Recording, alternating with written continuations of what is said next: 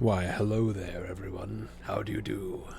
Welcome back. Hopefully that music kind of sets the tone for what we're going to be doing today, because I anticipate this is going to be a very silly stream. I don't see this thing being anything other than particularly silly, but, y'all, we've talked about this for a while, right? We're going to give some people some time to kind of filter in before we actually get launched into it. And in the meantime, we can just hang out, we can chat a bit.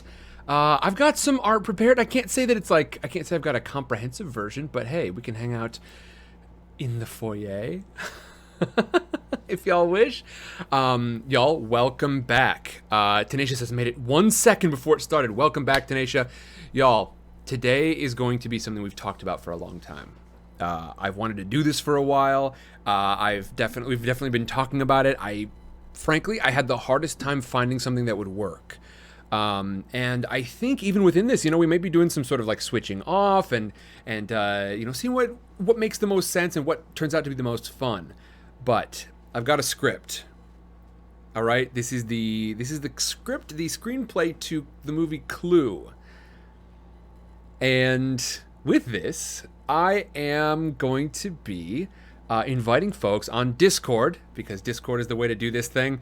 I'm going to be inviting folks up here onto the stage, as it were, and y'all are going to be able to play some characters. So, otherwise, I think I am going to I'll play whatever characters are necessary, but we can sort of switch off every once in a while, as people will, and I want to hear what you jump in with. Now, it's possible that this thing was more hype than substance, okay? It is possible that we have got some folks, because I know we got some folks in here that would love to do some of this stuff.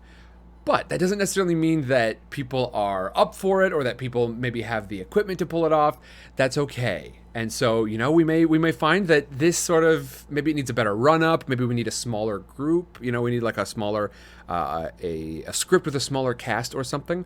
I just wanted to grab something with kind of as many options as possible, a lot of variation, and then something that wasn't terribly serious. You know what I'm saying? I didn't want to go into this and say, hey, some of y'all are totally new to voice stuff. Some of y'all are maybe kind of experienced, but it's kind of a nerve-wracking thing. And so I wanted to start off with something pretty easy, pretty chill. Again, we shall see how this pans out. And frankly, I don't know how long we're going to go either. I imagine it's going to be somewhere between 2 and 3 hours.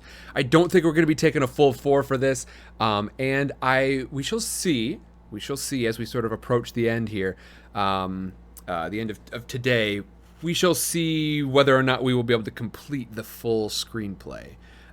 Because, it's a long one. And in a film, of course, you'd be able to cover this all in about an hour and a half. But in a film, you can have a lot of different things happening simultaneously, especially, if the text describes that, somebody walks up a staircase, and then meanwhile, just underneath them, someone is slowly opening a door and peering up to see if they've been caught. All of that took, maybe 20 seconds to do, whereas in a film, it would take literally about two or three. Holly says, I've never seen this movie, so this will be interesting. I see. Fantastic. Well, Holly Rose, I would love to see you in here regardless if you want to add your voice to all this. I think this is going to be a lot of fun. Like I said, we're going to wait for a little bit, see if see what people kind of filter their way in, and then I think we're going to launch into it. I have got the script. It is over in the notifications channel. Let me go ahead and post it also in the book fair channel. That will probably be handy.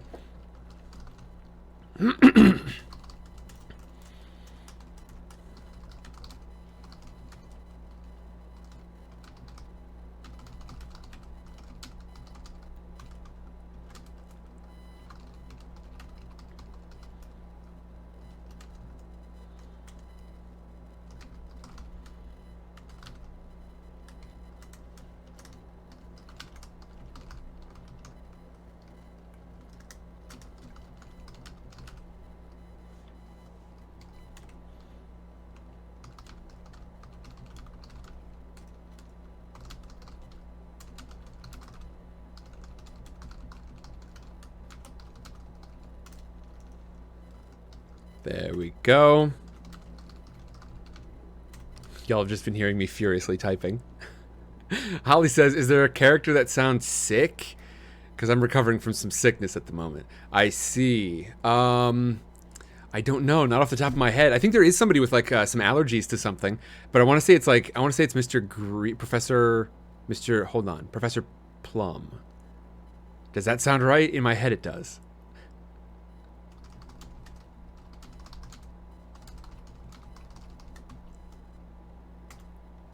All right, there we go. And yeah, like it says, go ahead and you can pop your hand up. I know I see Dahlia in here, which I was anticipating, of course.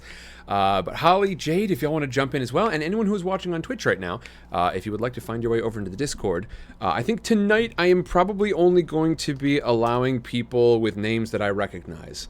And keep in mind that I can typically recognize names from a while back, but if you are very rarely or never here, and then all of a sudden you want to jump in on this, because I am live streaming it, I'm gonna say we will probably hold off on that, and then maybe in the future we can, we can get to know you a little better and see if you'd be a good fit for it.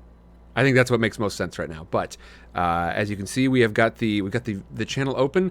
Dolly says, "Of course, I haven't had a chance to stretch in a bit." Indeed. And as far as how this is going to go, I imagine I am going to, I can put the I can put the text up on screen, but actually not in Discord. Because of course, if we're using the channel that allows you to do the sort of raise your hand feature, we can't also use a video feature. I do wonder if they will adjust that in the future, but as of right now, I cannot actually, I am not able to share my video feed with y'all. So that's why I've got the link posted over in Book Fair and in the notifications channel. As you can hear, I'm trying to meter my voice out because I am running up against it. This seems like I'm a bit rested since my last stream. I finally am able to hydrate enough today.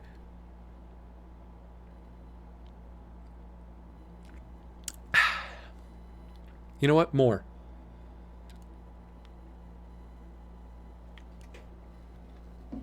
Because I kept partially filling the I kept filling up the water filter out there, and then every time I would go out, it was mostly empty.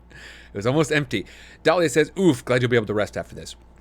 Yes, indeed, as am I. And while we give this a little bit, I'm anticipating we'll give this a little bit of time so that we can make sure we've got folks in here. But while we're waiting, while we're here in the foyer, I'm curious to hear from the folks who are currently present, what has been your favorite moment in Book Fair so far? Not necessarily your whole favorite stream, not necessarily, it doesn't even need to be a stream, frankly, if it was something that happened in Discord in between, but your favorite moment of Book Fair. Not necessarily the stream that you really want to see next as a regular thing, but just generally, your favorite moment. What's been your favorite moment of Book Fair so far? And don't forget, folks, as I mentioned earlier today, and I will be mentioning again later tonight. As a matter of fact, I gotta make a note for myself to do that. It is more helpful than you think for people to clip things. So, if you go back and you find clips from Book Fair that you really thought were funny or entertaining or you really just liked, it is super helpful to me if y'all go ahead and clip those things and then post it over in the Discord. You can post it right into the Book Fair channel. I think that seems like the best spot to make that happen, and I'll use those. I will go ahead and cut those all up into one big Book Fair supercut. I don't care if it was one that you watched live or maybe you were catching it afterward. Either way is fine. Remember that all of these videos are going to be gone 2 weeks after their broadcast date. So 1 week from tomorrow is when the first stuff will start to disappear, just because Twitch only holds on to things for 2 weeks. But I think that's going to be, I really like watching the clips just in general, and the birthday clip show was just beautiful. I loved it. And so I think I would like to do another one potentially for Book Fair. Yeah, so if y'all send me clips, I will absolutely cut those together. I would love to see them. Let's see. Let me make sure I'm in the right channel over on Discord. There we go. Jade says, "I don't know about me read anything. I don't know about me reading anything. I can try." Yeah, definitely no pressure. I think it's just gonna be a fun thing. It's gonna be like, we're not trying to take this as seriously as Sam takes some of his read-throughs, right? This is, I intentionally picked a comedy. I intentionally picked something that's a little wild anyway. So we don't need to worry too much about, super high quality. You don't even need to put on a voice. If you just want to read this with your own basic voice, that's okay, because we're going to have actually different voices in here, unlike usual. Oh, Dahlia did not know. Interesting. Dahlia, have you not seen this one? Have you not seen the Clue the movie? The Cluevie? Not at all, you say. Oh. Indeed. Yeah, Quill says there's literally someone called Mrs. Ho. There is indeed. Yes, so for all of you who are not aware, I suppose maybe I should have made that a little bit more clear, because, we've got all the spooky imagery, but it is sort of it is a murder mystery, but it is very much a comedy murder mystery. That's why you get the greats. The greats, like, oh, Fiddlesticks. Now I can't remember his name. He was the original It in It. Who was the original? What is it? What's that fool's name? Tim something? Tim Curry. There we go. Dahlia, thank you very much. Yes, so that's why you get Tim Curry up in there. You I guess, it might be unfair to say that you don't put Tim Curry up in the mix if you're not doing a comedy, but I don't think I've seen him in any dramas. I don't think I remember him in any. BS Party of Two. Hey, I thanked you earlier today, but I don't think you were in at the time. Hello, and thank you very, very much for jumping in on Patreon. Very weird to have you on Patreon, but I appreciate it nonetheless. It's very funny to me. Hearthook says Tim Curry was in Rocky Horror Picture Show. He was indeed. He was indeed. I have not seen that film, by the way. One word, legend, the 80s movie. Is that... I think that is that a description of Rocky Horror, or is that just simply there's a movie called Legend from the 80s? There's a more recent one with, like, who is it? And it's not a comedy.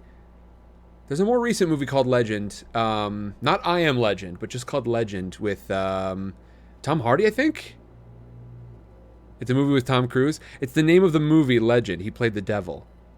Interesting. Oh, I bet he'd make a good devil too. All right, let me see. Legend, 1985. Legend, the magical adventure which features elves, demons, and other mythical creatures. The Lord of Darkness, Tim Curry. The personicate. Ooh. Hold on. Slow down. The personification of evil, plans to disperse eternal night in the land where this story takes place by killing every unicorn in the world. Although he looks unbeatable, Jack, Tom Cruise, and his friends are disposed to do everything to save the world and Princess Lily, Mia Sara, who darkness intends to make his wife from the hands of the evil monster. Now, this sounds like a romp. As a matter of fact, it sounds like precisely the sort of... That was Tom's first major role. Okay, I was going to say, this sounds like exactly the sort of thing Tom Cruise would not touch. This sounds like some real schlocky nonsense, and I would be shocked to see Tom Cruise in this role. But if it was his very first one, now it begins to make sense. Indeed. BS says, I enjoy supporting stuff sometimes. Well, I'm glad to hear it. Thank you, BS, and I'm glad you joined us for the for the Jackbox and such. That was a lot of fun. I had a good time, and I'm glad we got your mic finally sorted out over on Discord earlier. Are you going to use it tonight? BS Party 2. Who are you playing tonight? That's what I want to know. Which one of these characters are you going to play? Melty, come on. Who are you going to play tonight? Not the unicorns. Yeah, is this when did Princess Bride come out? I want to say that was like 91 or something? 87. Okay, so Princess Bride actually came out after this. Because Legend, to me, really seems like the sort of thing... It seems like the sort of film that... It seems like the sort of film that would sort of follow Princess Bride in an attempt to sort of catch that same heat. And yet, I'm seeing some reviews that say Legend is a fairy tale produced on a grand scale. At the same time, the basic premise... is alarmingly thin. a compendium of any number of ancient fairy tales. I'm also seeing legend is a disaster in a lot of ways, but that's an attractive one. That's a lot more fun than many other serious movies. And finally, Christian Science Monitor has, if a movie can have so much money and talent poured into it and still come out this stale and tedious, something larger may be happening than the fairy tale. Oh boy. Okay, so this one, I take it, was not terribly popular. It revolves around Jack, a pure being who must stop the Lord of Darkness. Oh my goodness. Oh my goodness gracious. Maybe not Dahlia, but at the same time, it seems like we're getting pretty resounding shellacking from Variety and the Mary Sue. Mary Sue? The Mary Sue. Okay. Now, I wonder, do we want to just like launch in and just like try one of these? Because not every scene has all the characters anyway. So, do we want to try this with like, I don't know, would it be helpful for me to have the text on screen instead of this background art? Because I know Dahlia's up in this mix, and we've got a little, frankly, a goofy cast of characters. Let me pull a quick description of these folks because because they're all preposterous. Let me see. Hold on. Okay, we have got no, see, this gets into some spoiler territory, so I don't want to give you those descriptions. I guess I'll just suit Clue movie characters. Good grief! I think this has been adapted into a pretty solid stage play, if I remember correctly. Once again, continues to be very much a comedy. Okay. All right, and we won't necessarily talk about... Oh, good grief.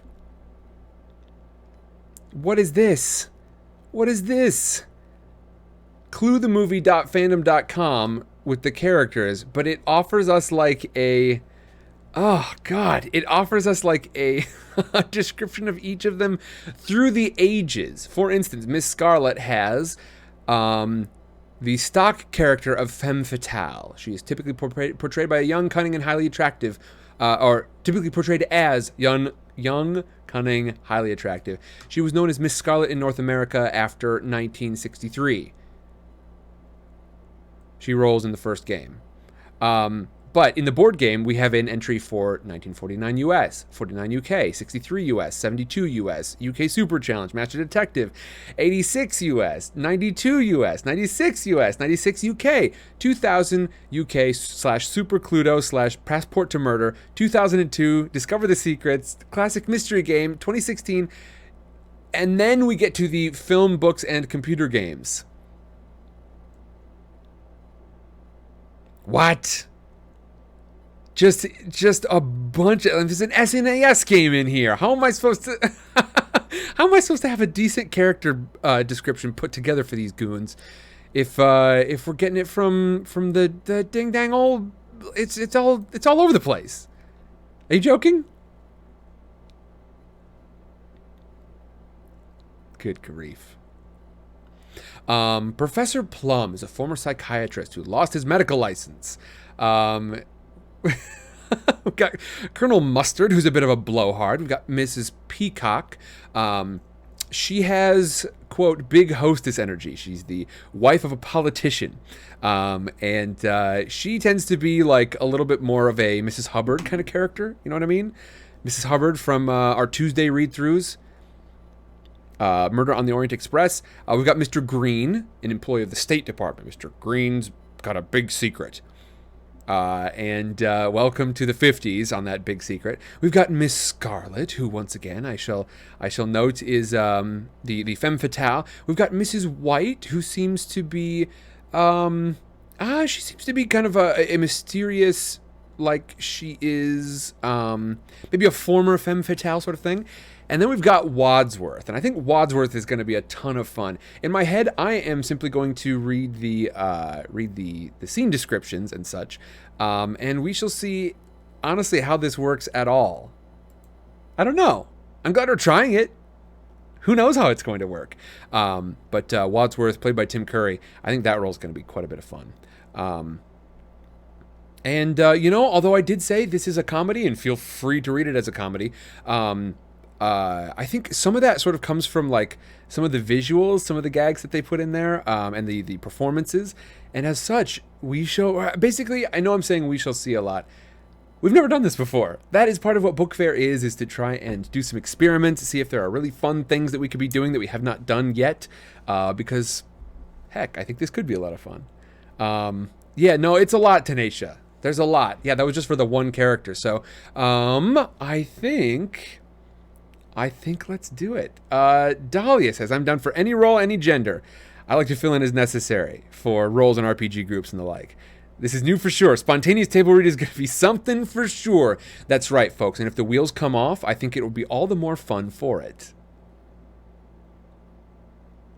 I think it's going to be just a ton of fun. Let's see.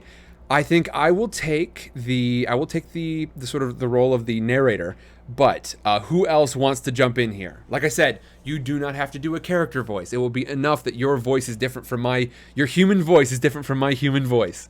But if you would like to do so, I would of course encourage you to. That's exactly what this is the time for. I'm gonna grab Wadsworth, or I'm going to suggest Wadsworth to anybody who wants to do something kind of fun. And I think we'll just start here at the beginning, and then we will roll our way on through. And then throughout this, we'll sort of like discover over time, like how often we need to switch off voices, etc. So I think for this first bit, we have got the cook, Mrs. Ho. We've got Wadsworth, and then we have got, I believe Yvette is in this one as well. So Yvette is a sort of coquettish French maid. French both in outfit and in accent. Again, you do not need to, but if you wish to, that is quite all right. So let's just tackle a small little section here, and we'll see what we want to do. Dahlia, between Wadsworth, Mrs. Ho, and Yvette, which one sounds the most interesting to you? Let's see. I'll go ahead and go with Yvette. Yvette, okay, fantastic. And do we have, I think, let's see. Does anybody want to jump in here and play Mrs. Ho? I think it's a pretty light one. You need not necessarily worry about, coming in here too hot. You won't have to worry about having too many lines, I should say. And also, this could be a little short section, and we're going to stop and see what we think of it. This is going to be weird and fun. Heck yeah, I'm excited. I think we should get Jade in here. I think we should get. And I don't know, but I don't like Lit Addict. I know you have been around for a while. I don't know if you have any interest in this sort of thing, but Holly and Jade, we've both heard your voices before. I feel like you should lend them here. This seems like the opportunity, doesn't it? One of you goons. If you want to. Yeah, indeed. Oh, and I'm realizing I kind of need to be bouncing back and forth between two different chats. I wonder if there's a way for me to pop one of these out. There is, yes. Okay, but can I handle the requests on this screen? I can. Delightful. Fantastique. Okay. Let's see. Holly says Jade is asking, how old is Mrs. Ho? Mrs. Ho, I do not remember. Let me see. Jade says I can try. Okay, fantastic.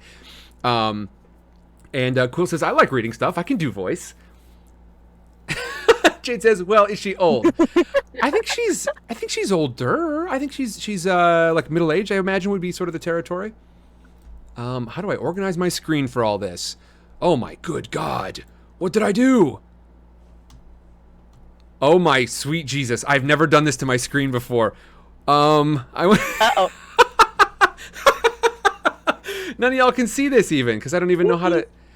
So I went ahead and some combination of keystrokes here has made my screen way zoomed in. What did I do? Ooh. You can press Control and then minus to zoom out if you need to. That is the specific window. Yes, but right now it's like following. Oh. It's following my Oh, mouse shoot. around. I've never seen this. Hold Oh, on. no. Now I gotta look it up. Now I gotta find out what I've done wrong here. Screen, zoom, and of course I have to use my phone. Screen, zoom, Oh, control, goodness. command? Let's see. It's telling me the same thing you are. Hold on. Maybe it's because it was something. I pressed something. My intent was the Windows key plus a plus one of the arrow keys, but I think I like hit either the function key plus something. Oh, it was Windows and minus key. So that means Windows and plus key. Okay, never seen that before in my life. It made my whole screen freak out. Okay, and now we're fine. And now everything's fine. Oh, thank goodness. It's rescued. Nobody worry. Hey, everyone, it's gonna be fine. Now I just need We got this. Maybe. We'll see. Maybe by the seat of our pants, but we got this. Absolutely. Okay. All right. Jade? Well, she old. I say so. Okay, do it. I think that's fine. I am going to... I'm going to invite you up here. And Quill, Quill, would you like to jump in as like Wadsworth, do you think? I don't know, Quill. Have you jumped on pronouns yet in there? So I don't even know how to address you, Quill. You've been around long enough that I was certainly willing to invite you in, but I don't know which. I don't even know which character I should be inviting you as. Okay, so I'm going to invite Jade up to the stage. What the heck? It doesn't want me. It doesn't want me to do it on the pop-out window. Okay. I went ahead and did it. You got it. Okay. Okay. Cool. I got you. Thanks, Talia. You're welcome. This is gonna go great. Okay, Quill, I want you to go ahead and jump into the live stream channel here on Discord, because that is where you are going to be. That's where you're gonna end up on mic there. We will get you. Excellent. We got you joined in. Now can I check Perfect. this? Okay, wonderful. Wunderbar. Okay, so does everyone have the script? I know it might be a little tough with some of these things. What is the best way? Because I mean, I've linked it over in the notifications. I've linked it in the Book Fair channel. Is there an easier spot to put this, do y'all think? I think it's fine where it's at in the Book Fair channel. I also have it pinned as a pinned message in the Book Fair channel, so in case it gets buried, we can just pull it from the pinned messages and send it to people directly if needed. Indeed.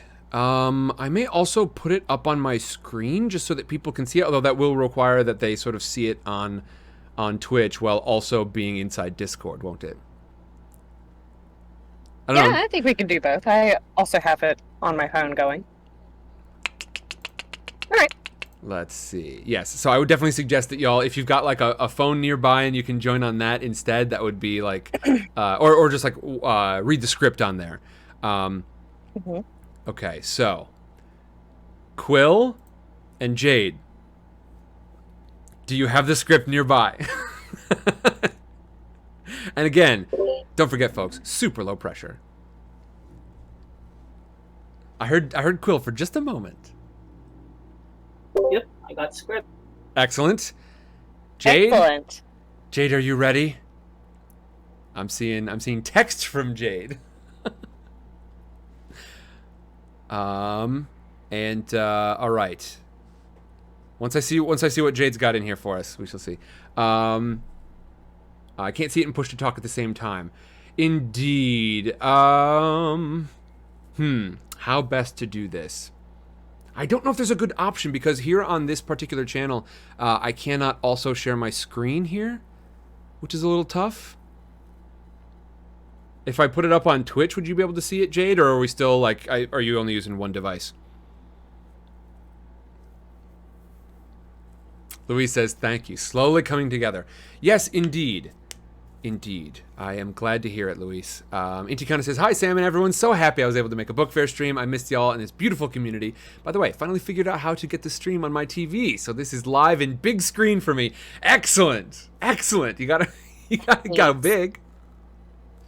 This is so weird. Yeah, Dahlia, you're gonna get to experience that very same terror that it must be for Tuna and Halfbit when Sam isn't used to streaming with other people, and so if there's any quiet moment, Sam's like, fill it. I got you, dear. Not a problem at all. Let's see. Well, I'm glad you're so flexible. Oh, Louise says I'd be willing to try Scarlet. Okay. Ooh, Louise. Okay, let me get this loaded up onto Twitch as well, just so we've got something here on screen. What's the best way to do this? Well, there's no good way to do it if OBS freezes up. There we go. I need window capture.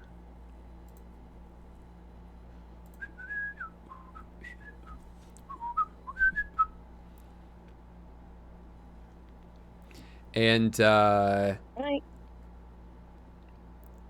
Luis, we will get you in here once we've got a scene that includes Miss Scarlet, unless you want to try something else as well.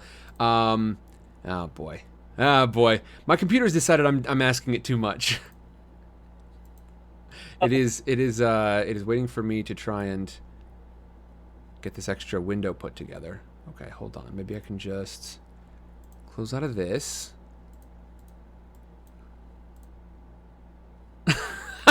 OBS is just freaking out now. Holly says, do any of the other characters have accents? Well, I don't, like, I think in the film they didn't have any sort of special accents. But, I mean, 'tis the season, right? Get in there with an accent if you want to. And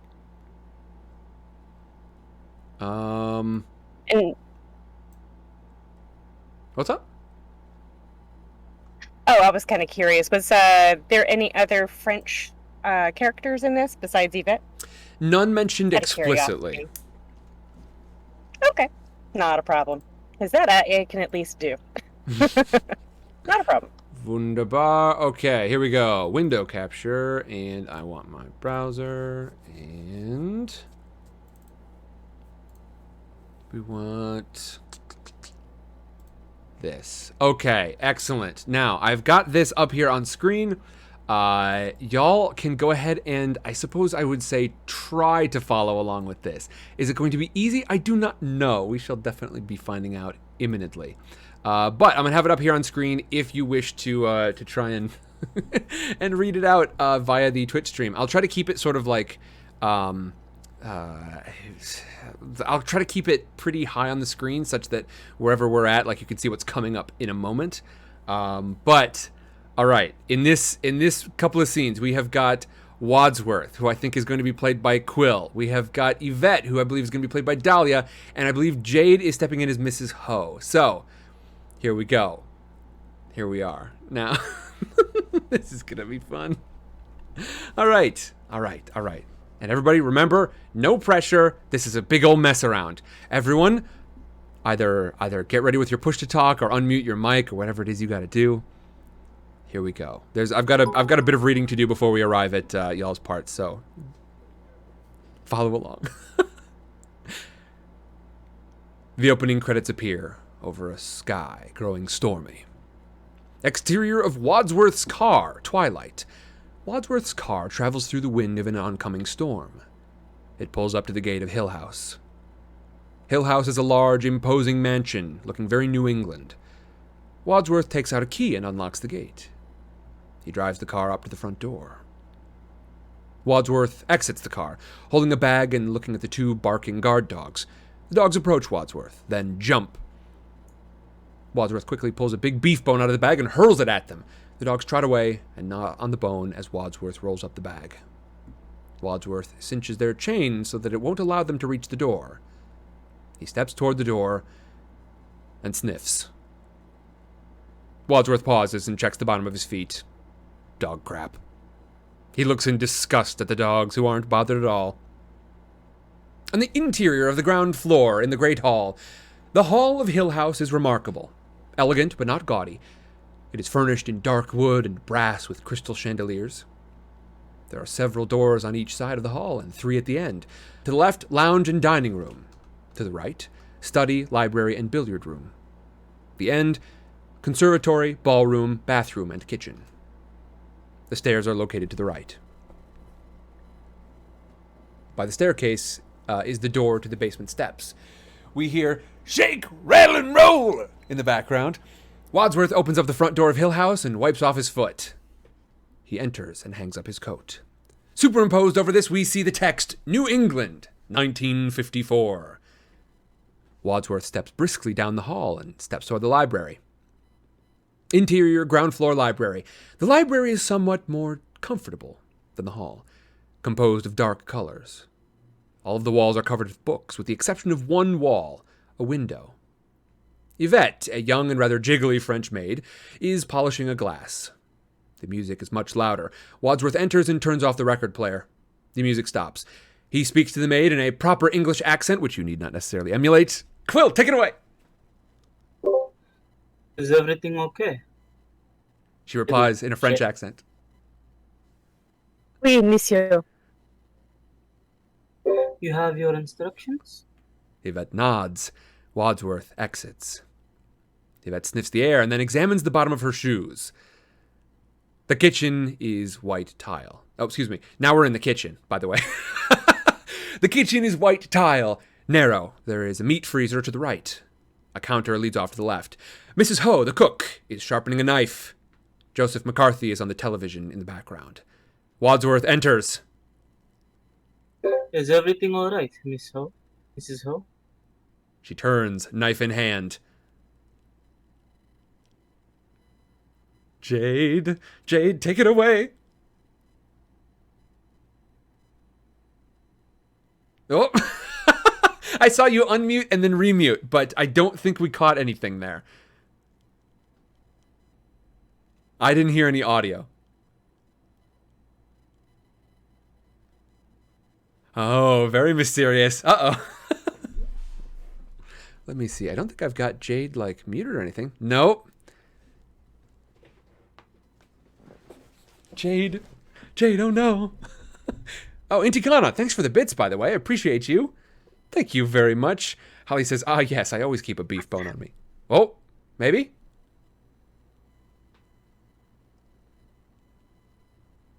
Jade. Uh-oh. Uh-oh, Jade. It happens. That is quite all right. Do you want me to continue? Let's see. Do we want to switch out really quick? We can, after the scene, we can get, try to get Jade loaded back in here. But, hey, Luis, do you want to try to do you want to give Mrs. Ho a try? Sure. Yeah, let's try. Luis, you want to give it a shot? Sure. Dinner will be ready at 7:30. The doorbell rings. Wadsworth exits the kitchen. Hey, we did it! We got through a first scene! Let's go! We did it! Hey! Woo! Everyone give yourselves a hand, including Jade, who I believe is going to be playing the ghost of the deceased, as far as I can tell. Yeah, Jade, we can continue to try to get you in here at whatever moments you wish. If we can try to, like, yeah, if you wanna continue to give it a shot, that is totally cool with me. If you're like, I don't know what's going on with my mic, that is all right. I don't want to push you to be like freaking out trying to figure out tech stuff. But hey, we did it. Okay, now we've got some different characters on the board. I believe in this next bit we've got a couple of different scenes that are all relatively short. But we have got a Colonel Mustard coming in. We've still got Wadsworth. We've got Mrs. White after that, and I don't want to get too far ahead of ourselves. Yeah, I think that might be all we need for right now. And then we've got a Mr. Green coming up sometime after that. But I guess I'll highlight where I need to pause. What do you think, y'all? How are we doing so far? Fantastic. I'm enjoying it so far. This is a funny little goof 'em up. Let's Okay. see. Yeah, are you ready, Dahlia? We got to figure I'm out some ready. characters. I can go ahead. Yeah, I'll go ahead and pick up Mustard at this point. Excellent. Okay, Colonel Mustard, and then we have a Mrs. White. Who wants to jump in as Mrs. White? Do we want, let's see. Luis, do you want to grab Mrs. White? Because I don't know if we've got any more Mrs. Ho in this one. Or, of course, I can play characters as well, if y'all wish. If you're like, I don't know, I just don't have an idea. By the way, Luis, I was entranced by Mrs. Ho. It's part of the fact that you had very few lines for that one. Yeah, heck yeah. What do you think, Luis? You want to try to tackle Mrs. White? Let's see. Have we, oh, How many Not lines? saying anything in chat. Ah, there we go. say again, Luis? How many lines are there? Many or no? Oh, Not, very few. yeah, not a ton. All right, I'll go for it. Okay. All right, Yeah. cool. All right, let's see. I have missed my position. Hold on. All right, so, I believe we last left off at dinner will be ready at 7:30. The doorbell rings. Wadsworth exits the kitchen. Okay, all right. Now, we're back in the house. It's all stormy outside. We can hear the pots and pans in the kitchen from Mrs. Ho. I am definitely embellishing a little bit here to set the scene. A man is standing at the front door, being growled at by the dogs. He's not comfortable. Interior, ground floor, the hall. Wadsworth opens the door. Good evening. And this is Colonel Mustard. Good evening. Good evening. I don't know if... Yes, indeed, sir. You are expected. Colonel, I take your coat. It is Colonel Mustard, isn't it? No, that's not my name. My name is Colonel. Pardon me, sir, but tonight you may well feel obliged to my employer for the use of an alias. Mustard sniffs around and checks his shoe as Wadsworth hangs his coat. The pair starts across the hall. And who are you, sir? I'm Wadsworth, sir. The butler. Excellent. Interior, the ground floor, the library. Yvette is present. Yvette, will you attend to the colonel and give him anything he requires? Within reason, that is. Wadsworth exits, closing the doors behind him. The doors have books on the back of them, so as to look like part of the wall. Oh, Wadsworth, I was... Mustard turns back to discover the doors have disappeared. Ding, ding, ding, ding, ding. The bell rings. Back at the front door, a woman dressed in black stands here. She looks just like Louise the Goat Lady. Wadsworth opens the door. Do come in, madam. You are expected. I am. Only that you are to be known as Mrs. White. Yes, it is said so in the letter, but why? Wadsworth removes her coat with a brilliantly white inside. Mrs. White sniffs and checks her shoe. Back in the library, Yvette and Colonel Mustard are here, just Dahlia talking to herself. Mustard is sipping cognac and glancing at Yvette. The door's open. The left one into Colonel Mustard. Ah, may I introduce you?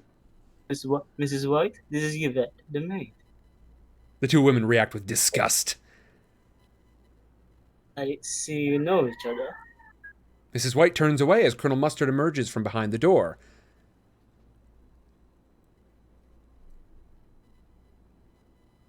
This is Mrs. White. Luis. Hello? Hello? And now outside on the road, we're once again beneath the rain. It appears these two women know each other somehow, mysteriously. But back outside, there's a slim woman standing by her broken down car. An owl can be heard. She hits the car, obviously frustrated. Thunder roars in the distance. Oh, do I have that hotkey still set up?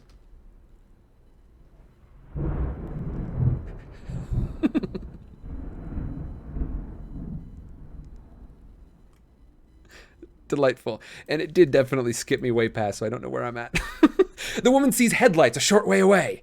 She smooths her dress. As the car nears, she bends over the engine and lifts a leg. The car screeches to a halt just past her and backs up. The woman goes to the car and peers in. Hey, you want a lift? And we didn't cast this woman. We don't know who this woman is. Hold on. Yeah. Yes, please. She gets in. The interior of the man's car. Thanks. I'm late for a dinner date. Me too. Where are you going? The woman pulls out a piece of paper. Looking at the paper. Let's see. Hill House. Off Route 41. Oh, it's me. Wait a minute, let me see that. That's where I'm going. I got a letter just like this. They both look disturbed. Outside the car, the rain has started. Oh, it just now started? Oops! Oops! I've been describing it as rainy the whole time. Who cares? The windshield wipers start as the car pulls away.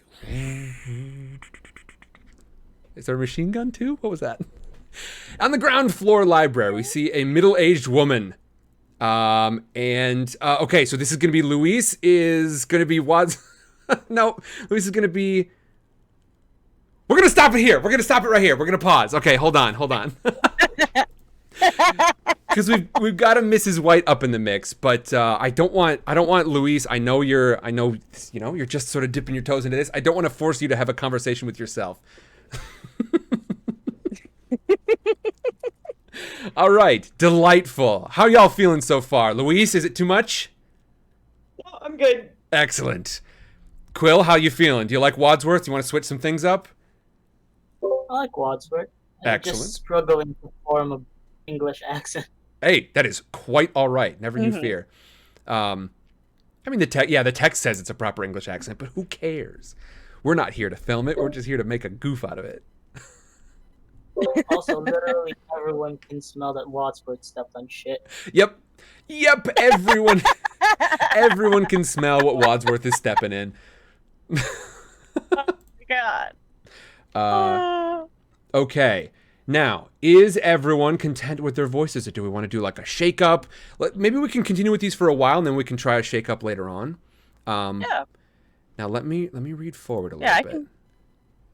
I can do a male and a female voice as necessary. Cool. Do you like Colonel Mustard, or did you want to pass that one off? Sure, I'll stay with Colonel Mustard. I'll be full of myself. Cool. Do it up. Okay, so we are going to have... let's see. I believe Mrs. Peacock is about to be on the scene, if I remember correctly. Right now we've got this... Is that who was just picked up? I do not remember, is the thing.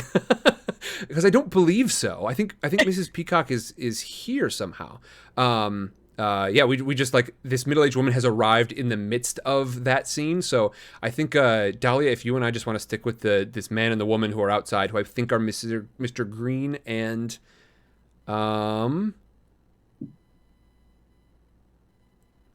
No, it's Professor Plum. No idea who that is. It's Plum and Scarlet. Okay. Ah, I see. Okay. So very soon you'll be trading off with Luis. It's just Jade. like... What's up? Jade Dragon says that she may have figured it out. Jade, let's hear it. Oh no, it's doing that thing to you. See your icon lighting up. Yeah. Huh. Is it... Unfortunately, we can't hear anything, but it's activated. Mm-hmm. Can you like right-click it? Is it possible that you have got yourself on but turned all the way down? Up on your end?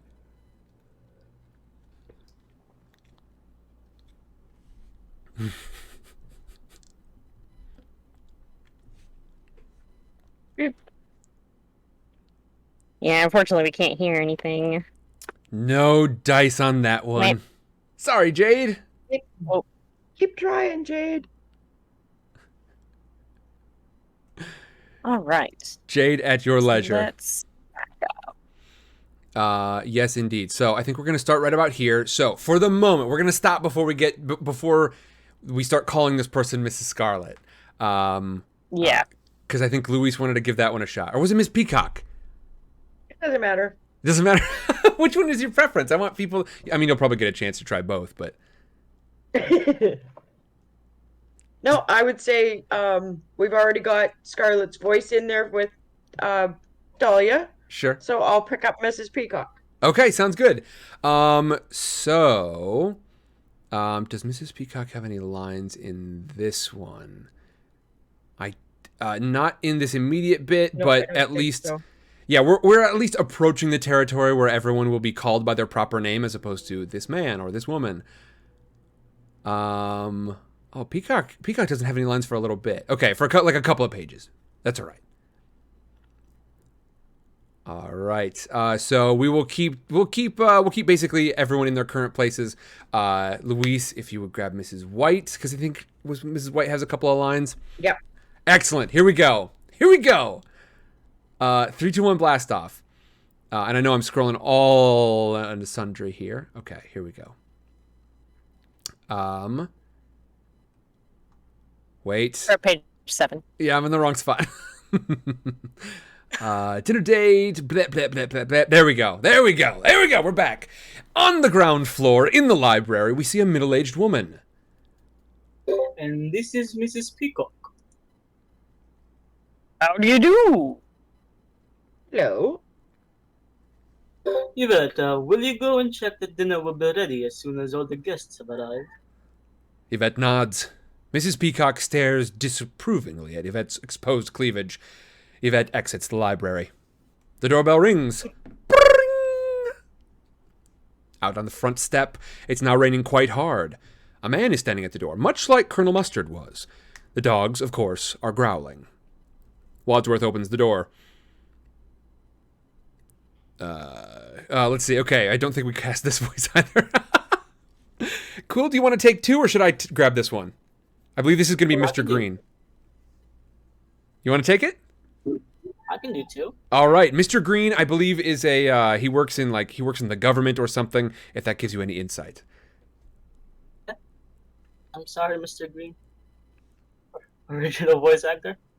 I don't know who the original voice actor was for Mr. Green. But yeah, just you can just pick something very boring. I think he's got a very boring voice, if I remember correctly. Is this the right address to meet Mr. Body? Oh, you must be Mr. Green. Yes. Sit. Green frantically sits on a bench by the door. No, not you, sir. Mr. Green sheepishly gets up and enters the house. In the interior of the man's car. It should be just off here. They begin to approach. They move in through the front gate. Back inside the car, the man says, "Yeah, that must be it." Lightning crashes, illuminating the house. I've got a whole sound effect right here. Why didn't I use that? It's fine. Inside the man's car. Why is the car stopped? It's frightened. The car is started again, and it rolls up the driveway. Lightning crashes, making Mr. Green gulp. The man and woman exit their car and run for the front door. The man shields the woman from the now heavy rain. And I'm just realizing I've been reading for Professor Plum the whole time, and that's no Professor Plum voice. He doesn't sound like Indiana Jones. Oh, dear. What a godforsaken place. No, he doesn't. He does something very lewd, and then she shakes his hand off, looking disgusted. The door opens, revealing Wadsworth. Professor Plum and Miss Scarlet. I didn't realize you were acquainted. We weren't. They enter. In the ground floor library, the doors open to reveal Professor Plum and Miss Scarlet. May I present Professor Plum and Miss Scarlet? Nods all around. Plum and Scarlet receive wine glasses from Yvette, whom Plum eyes. Professor Plum clinks glasses with Miss Scarlet, who looks annoyed. Of course, since you've each been addressed by a pseudonym, you'll have realized that nobody here is being addressed by their real name. The guests glance around suspiciously. Mrs. Ho bangs a gong once fiercely. Boom! Boom! The gong is heard a second time from the library. Mr. Green jumps at the sound, dumping his champagne on Mrs. Peacock. Dinner. Mr. Green hands Peacock his glass, starts to mop her up as she clucks. I'm sorry, I'm a little accident prone. The guests cross Sorry. to the dining room. The dining room is elegant, similar in decor to the hall, but it is somewhat more comfortable. However, the room is still small. At one end there is a door and a metal partition, both leading to the kitchen. The guests file in. You'll find your names besides your places. Please be seated. The guests, except for Colonel Mustard, find their places and sit. Wadsworth sets Miss Scarlet's drink on the table to her pleasure. Is this place for you? Oh, indeed no, sir. I'm merely a humble butler. And what exactly do you do? I butter, sir. Which means what? The butler is head of the kitchen and dining room. I keep everything tidy. That's all. Colonel Mustard attempts to continue, but is interrupted by Miss Peacock. What's all this about, Butler? This dinner party? Ours is not a reason why. Ours is but to do and die. Die? Really quoting, sir. I'm Alfred, Lord Tennyson. I prefer Kipling myself. The female of the species is more deadly than the male. You like Kipling, Miss Scarlet? Sure. I'll eat anything. Yvette enters carrying a tray.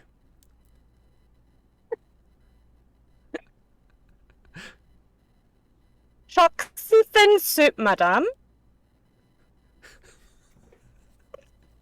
Good luck, Dahlia. So is this for our host? No, sir. For the seventh guest, Mr. Boddy. Body was our host. The guests all concur. Yeah. What? So who is our host, Mr. Wadsworth?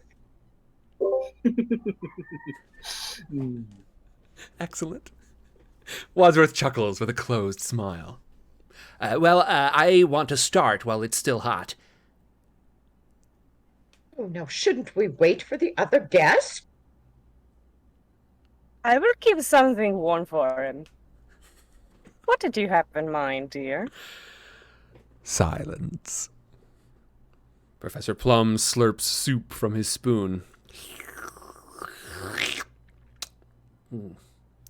Mrs. White disapproves, then does the same. Mustard, Scarlet, and Green stare at them, spoons poised near their mouths. They do it again.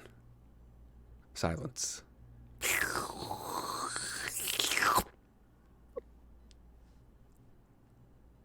To break the ice, and it might as well be me. I mean, I'm used to being a hostess. It's part of my husband's work. And if it's always difficult when a group of new friends meet together for the first time to get acquainted, so I'm perfectly prepared to start the ball rolling. I mean, I have absolutely no idea what I'm doing here.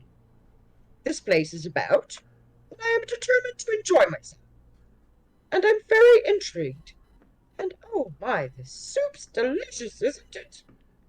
Everyone sits bewildered. You say you are used to being a hostess as part of your husband's work? Yes, it's an integral part of your life when you are the wife of a... Oh, but then I forgot we're not supposed to say who we really are. Oh, heavens to Betsy. I don't know why. Don't you? I know who you are. Aren't you going to tell us? Do you know who I am? I work in Washington too. Oh, so you're a politician's wife? Yes, I am. Well, come on then. Who's your husband? Suddenly, Wadsworth opens the door from the kitchen. What's your husband do? Nothing. Nothing. Well, he just lies around on his back all day. Sounds like hard work to me. Yvette in the kitchen opens the partition suddenly. Whoosh. The noise coincides with the crash of thunder. Mr. Green, jumpy as ever, spills his drink again, this time on Mrs. Scarlet. I'm sorry. I'm afraid I'm a little accident prone. He starts to wipe off her upper chest. Oh, watch it. He stops.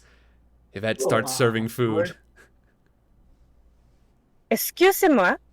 The guests start eating, and for a moment here, let me check. I want to see how much further this scene goes on. Okay, we've got a little bit more territory we've got a lot more territory in this scene, but I want to ask, how are we feeling with the rolls right now? You're doing good. It's fine. Excellent. Mr. Green has spilled 2 drinks on 2 different women. Indeed, yeah, a tipsy lad he is. I want to be sure, though. Hey, lit addict, Holly Rose, you trying to get in on this action? The answer is that you should, but do you? Of course, if the answer is no, that's quite all right. But I see Holly typing in chat. Let's find out. Let's get a drum roll in here.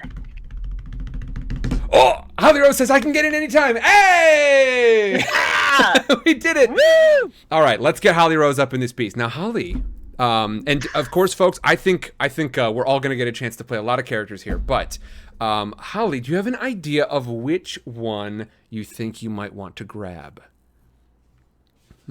Who just gave Jade a hug in This there? is so bonkers. It's so much fun. It is. It's going to be a good time. Okay.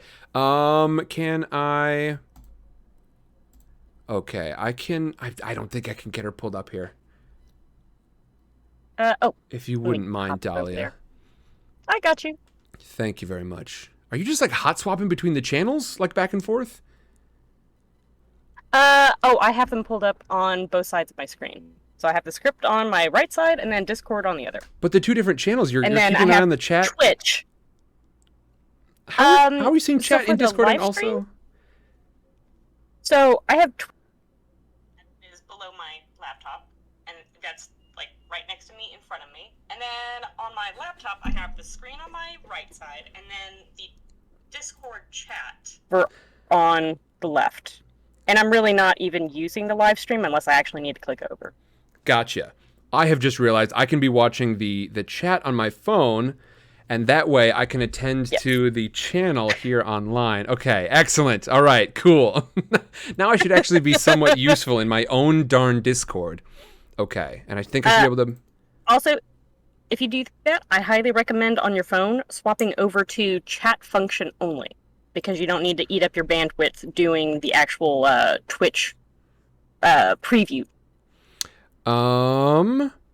Indeed. Right now, so Very yeah, easy to do. on my phone, I'm just looking at the book fair chat. Because for whatever reason, when I popped out the window on my desktop, it wouldn't let me handle the requests. I could look at everything except for that was the one function it didn't have. So now I think we're sorted. I think we're good to go. Gotcha. I think we're good. Yes. This is super we wild. have a Neens in here too. Oh, Neens, do you want to voice anybody here, Neens? Do you want to jump in as a voice? Because we got a couple of people. Hello. Yeah, we got poor Dahlia and Louise both doing like double, triple time. I tell you what, Louise, why don't you tell me between Mrs. White and Mrs. Peacock, which one is your favorite? Which one do you want to hold on to for right now? Oh, I think Mrs. Peacock. You want to hold on to Mrs. Peacock? Okay. Just too pompous. I love it. You are doing quite well. Okay, and then Dahlia. I think we've only got one new voice coming in for right now, but Dahlia, if you were to want to give up one of your, what do you got, 3 voices now? I have 3. You do have 3. Okay, so maybe we should. I tell you what. I Let's. can still hop between all three of them. That's not a problem. You are definitely Yvette doing it talks just very fine. infrequently. Yeah. Yeah. I got this. I can also do double duty. I'm used to doing like septuple duty. this is what I do Yeah, after exactly. all. But yeah, if anybody's like, I don't like doing more than one, then you can feel free to hand them off to me, and I can try them temporarily. As a matter of fact, I know I want to get my hands on mustard at least once during tonight, because it's going to remind me of my days as Clayton, but not yet. Not yet. Okay, here we go. Neens, Lit Addict, please make sure that you are letting me know if you want to jump in on any of this. But for the time being, let us duck back in. So the guests are sort of making introductions. We are all seated at the table here. It seems that the guests have begun eating. And we begin with Mrs. Peacock.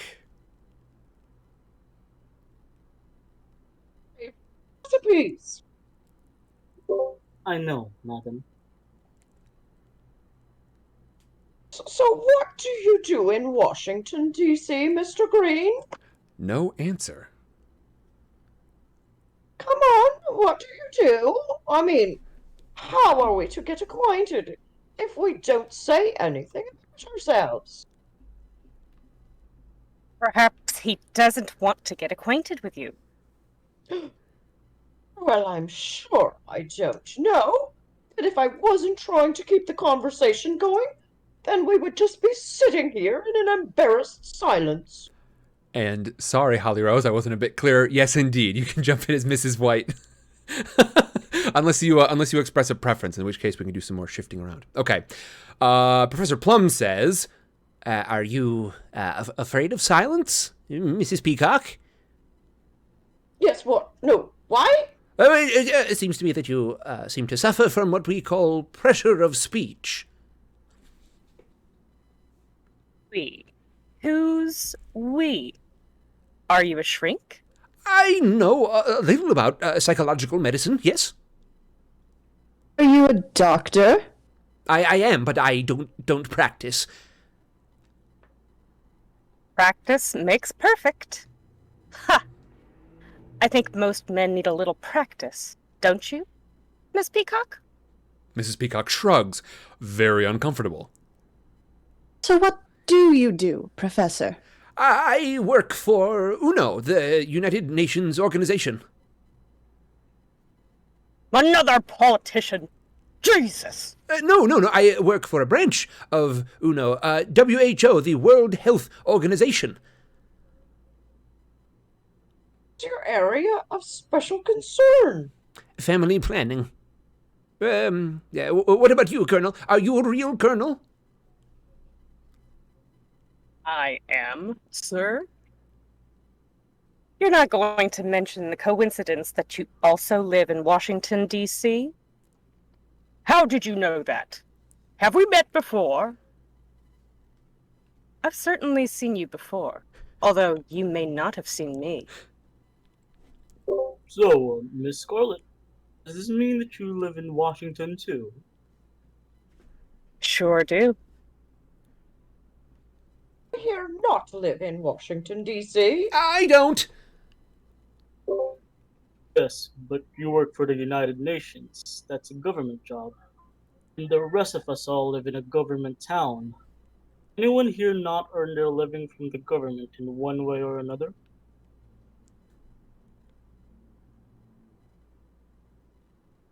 Damn. I think it's Mustard. Oh, duh. Nope, you right. Colonel Mustard stands suddenly.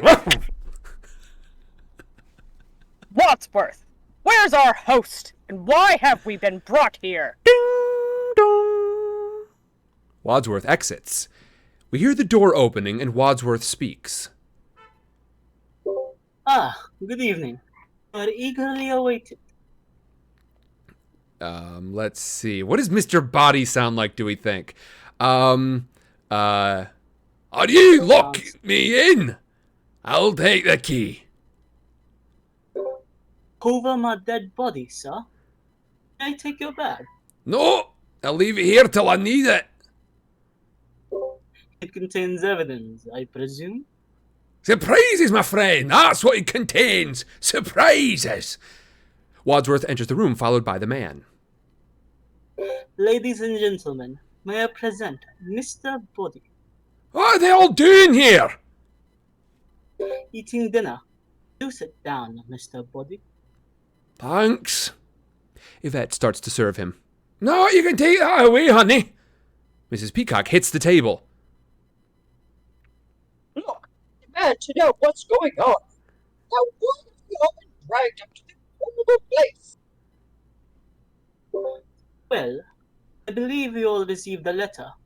A letter says it will be to your advantage to be present on this date, because a Mr. Body will bring to an end and certain long-standing confidential and painfully financial liability. It is signed, a friend. I received a similar letter. So did we. Didn't we? I also received a letter. Yvette starts to serve him again. No, thank you, Yvette. I just ate. Now, how did you know her name?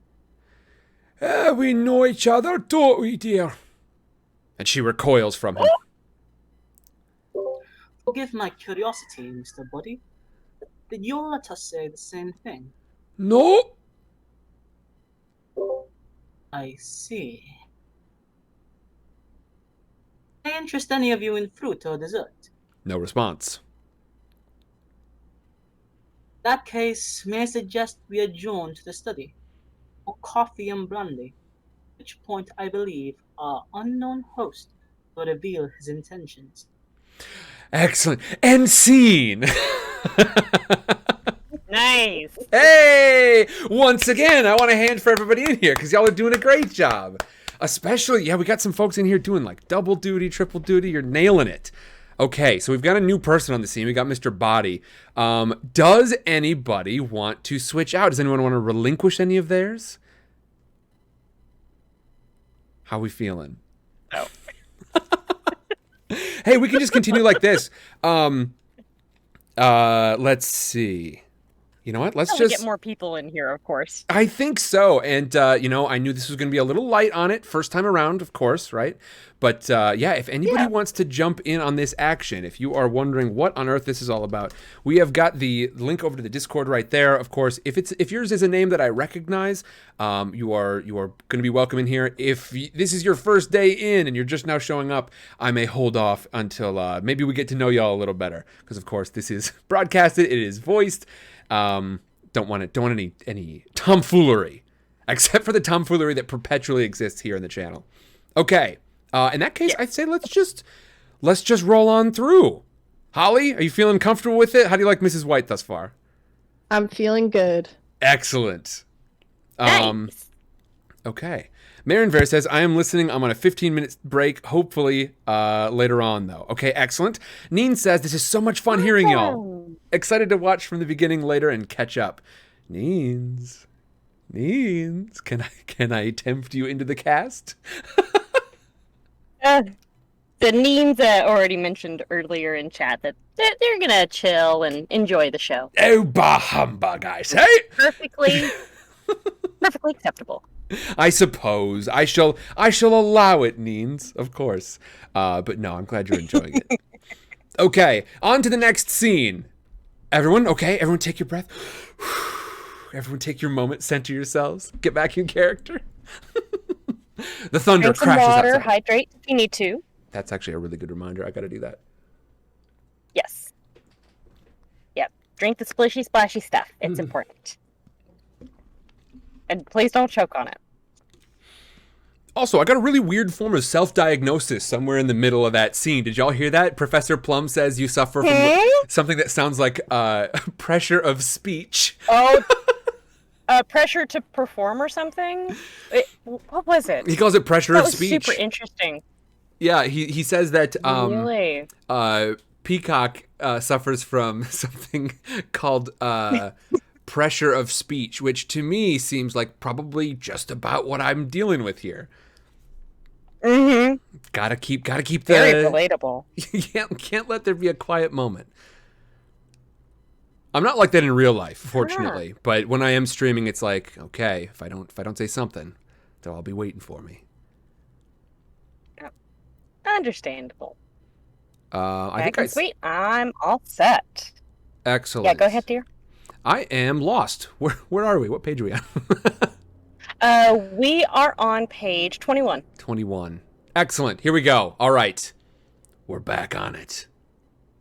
Intikana says, me as if you were refreshing with water. Excellent, as you ought.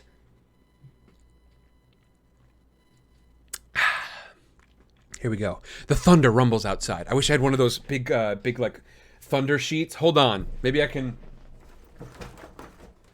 Nope, that just sounds like a leather apron flapping around, because that's precisely what it was. Interior, ground floor, the study. The study is by far the most comfortable room we've seen thus far. It is decorated in subdued tan colors. There are several couches, a bookshelf, a table with drinks, and a desk. The guests enter and look around for their host. Well, there's no one here.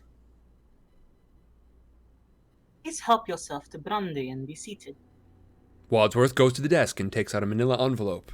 It reads, "For Wadsworth, open after dinner." Mind if I smoke? Professor Plum, seated next to Miss Scarlet, lights her cigarette. Wadsworth opens the envelope. He peruses the contents. Ladies and gentlemen, I've instructed to you what you all have in common with each other. Unless you would care to do the honors, Mr. Body. Why me?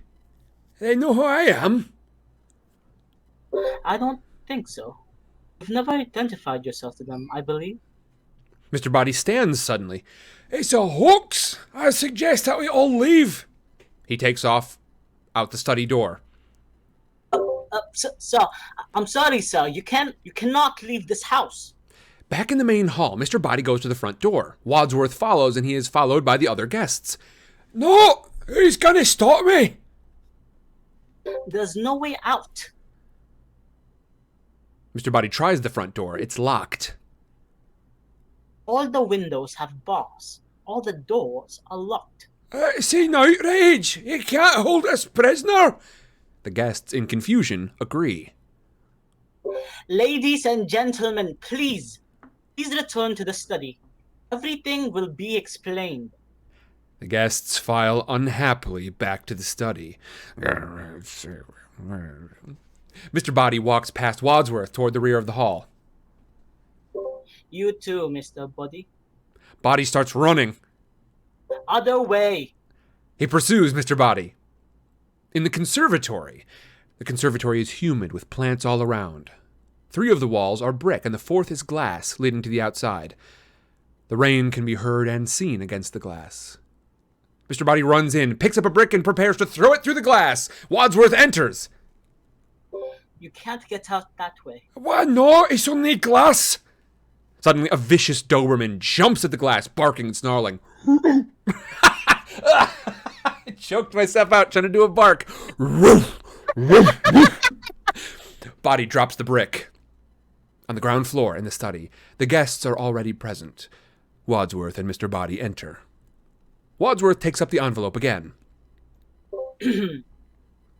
Ladies and gentlemen, you all have one thing in common. You're all being blackmailed.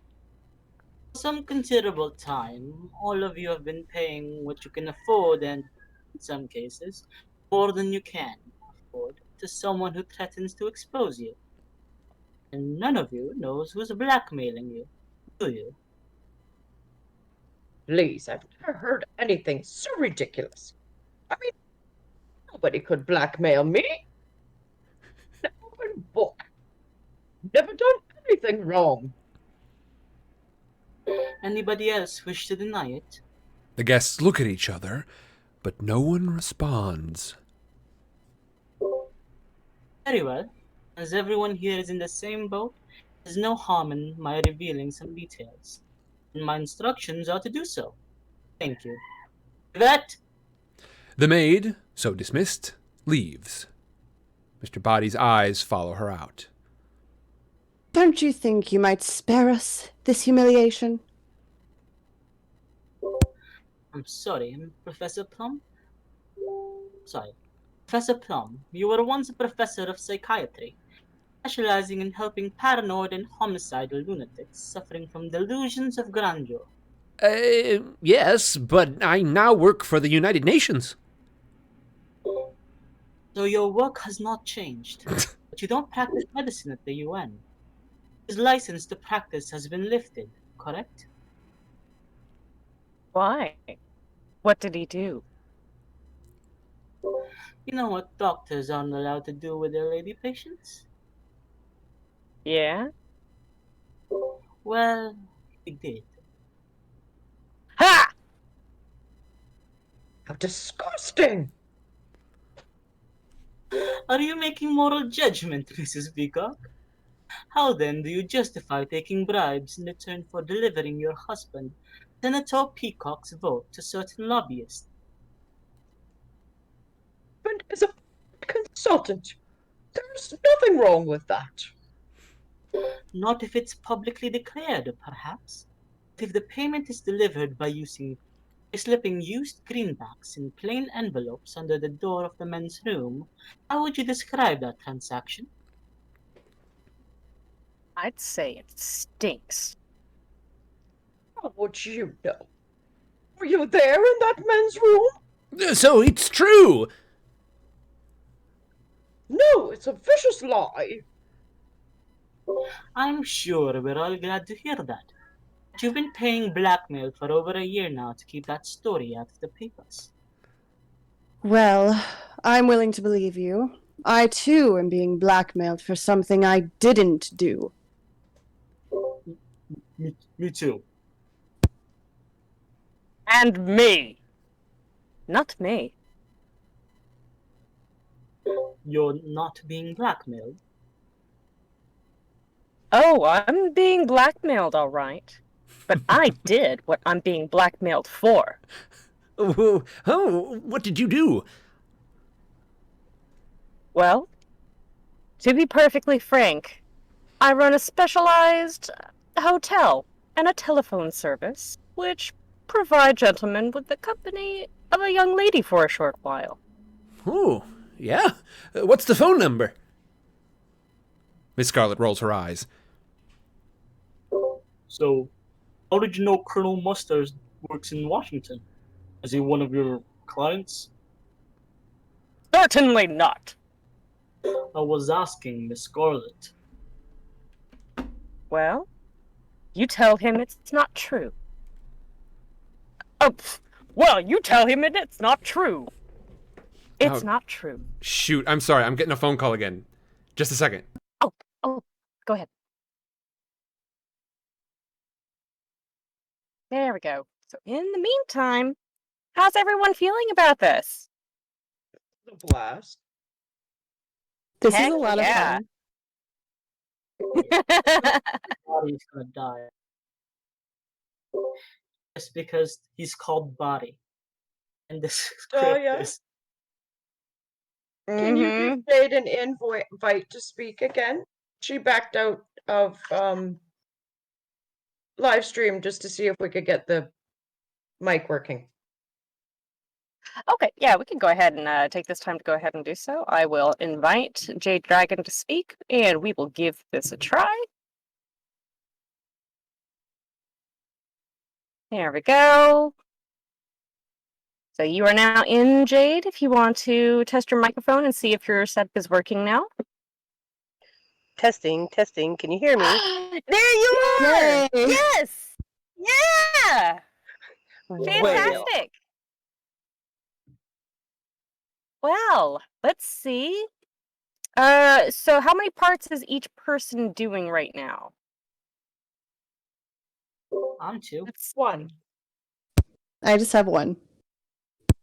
Okay, so I'm gonna go ahead and give up one of mine. So Jade, which one of the three would you like for me to give to you? Would you like Mustard, Scarlet, or Yvette? Mustard, I think. Oh, you want Mustard? Okay, cool. I'll go ahead and let you have Mustard, and I will continue on with Yvette and Scarlet. If I can get my dog back in the house. Oh, All right, I'm back. here we go. All right, cool. So we got Jade Dragon's mic working now. Hey, Jade! And I hear we did some voice trading. Who's Jade playing?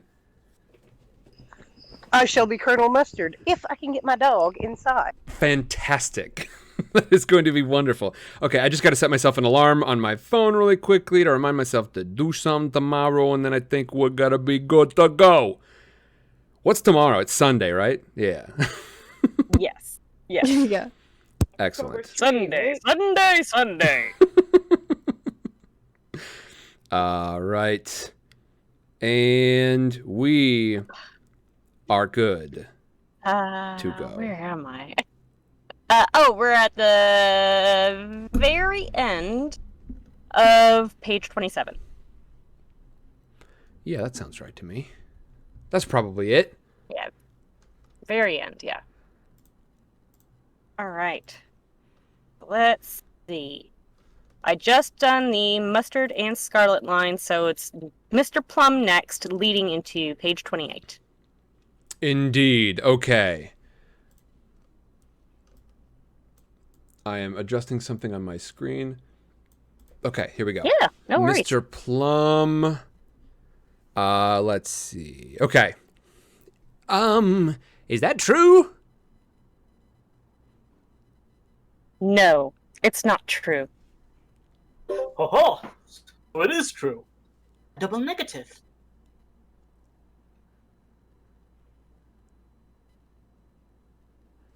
I think we got a Jade in here. Here, I think Jade might still need to grab her doggo. And bring it I back see. in, so I I'll gotcha. continue until she's ready. Yeah, sure.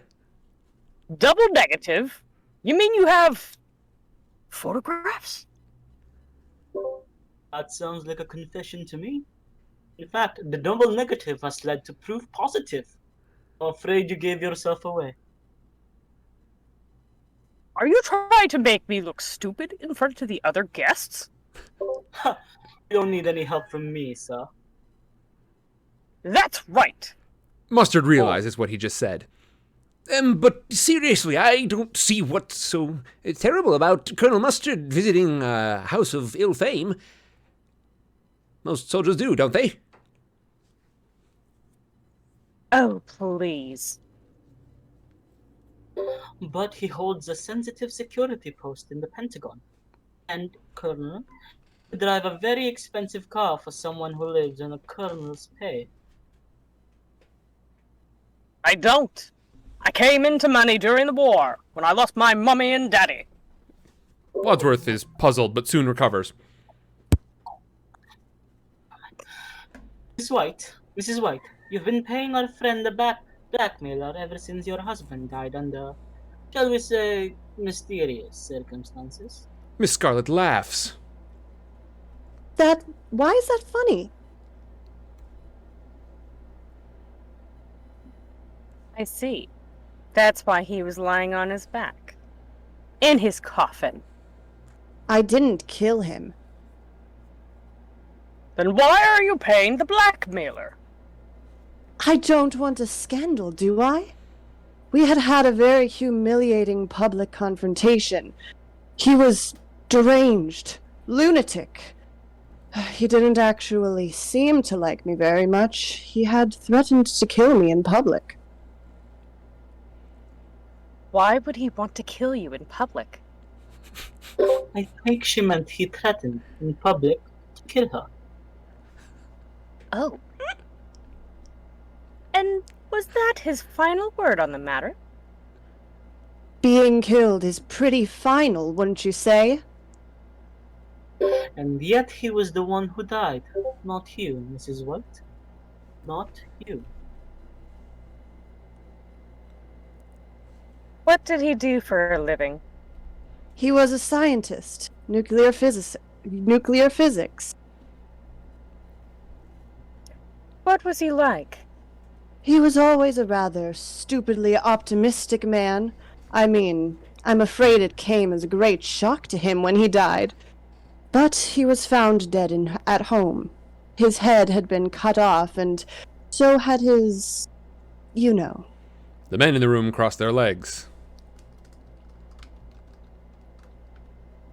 I had been out all evening at the movies. Do you miss him? Well, it's a matter of life after death. Now that he's dead, I have a life. But he was your second husband. Your first husband also disappeared. But that was his job. He was an illusionist. But he never reappeared. He wasn't a very good illusionist. Mr. Green clears his throat and stands. I have something to say. I'm not gonna wait for Wadsworth here to unmask me. I work for the State Department. I'm a homosexual. Wadsworth, wide-eyed, looks for Green's file. Mrs. Peacock clucks in disgust. I feel no personal shame or guilt about this, but I must keep it a secret or I will lose my job on security grounds. Thank you. Mr. Green sits back down next to Professor Plum, who rapidly stands and walks away. Wah, wah, wah, 70s, gay panic, wah, wah, wah. Judas. Yeah. Well, that just leaves Mr. Body. What's your little secret? A secret? Oh, hadn't you guessed? He's the one who's blackmailing you all. Mr. Body looks very satisfied.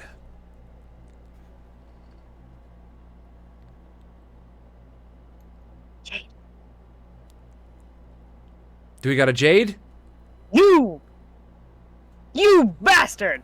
The guests advance on Mr. Body as he stands. Colonel Mustard challenges Mr. Body to fight, boxing style.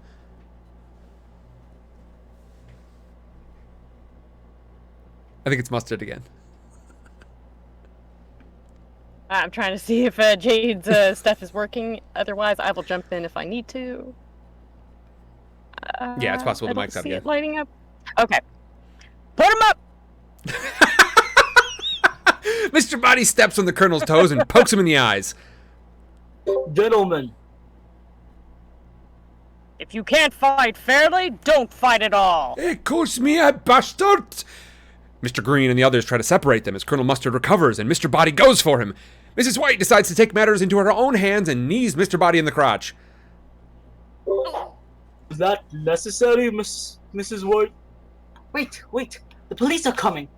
The guests disapprove. Listen. Blackmail depends on secrecy. We've all admitted how he's been able to blackmail you. All you have to do is tell the police. You'll be convicted and all your troubles will be over. It's not so easy. You never tell the police. Then I shall. I have evidence in my possession. This conversation is being tape recorded. On the ground floor in the billiard room. Actually, hold on. Wait a second. Jade, never you fear. Okay, it's fine. It is totally all right. We may catch you for another one soon. Now, everyone, I want to do a switch up here, okay? I want... let's see. I want everyone to pick a voice that's not theirs that they want to try out. We'll just go from the top of this list down to the bottom. Okay. So, Luis, we'll start with you. Straight up for Scarlet. Scarlet, excellent. Okay, in that case, we'll go to Dahlia. Dahlia, who's one that you would like to switch in for? I'll go with Mrs. White. Mrs. White, okay. Holly, do you know which one you'd like to go with? I'll still stick with Yvette, because that's a throwaway one. I think that makes sense, yeah. Holly? Oh gosh, I don't really have any preferences. That's okay. So there's Mrs. Peacock right now. Yep. I can also pick up another male voice if I need to. Yeah, you could be Professor Plum, Holly, if you wanted to. Okay, yeah, I can try that. Okay, cool. In that case, I will go. I really want to grab Colonel Mustard, so I'm going to yoink that one from you, Dahlia. Okay. And then we have got Quill. Do you have your eyes on one? I want to try Phoenix. Mrs. Phoenix. Phoenix? What? Hell yeah. Who's this? Hold on. Who's Phoenix? I don't know who this is. You mean Peacock? Mrs. Phoenix? Oh, is it Mrs. Peacock? Peacock, yes. I Peacock. believe Mrs. Peacock has been claimed. That one was, I think Dahlia grabbed that one, correct? And I'll be Bobby. You want to be She Mr. took Body? White, I think. Perfect. Yeah, I took white. You took white? Okay, in that case... Yeah, I have white. Rose has a peacock. And then I have plum. Yeah, Rose has plum. Does that mean Louise still has peacock? Is that what happened there? She has scarlet. Scarlet... Well, she took Scarlet, but I think she was white and peacock for a while.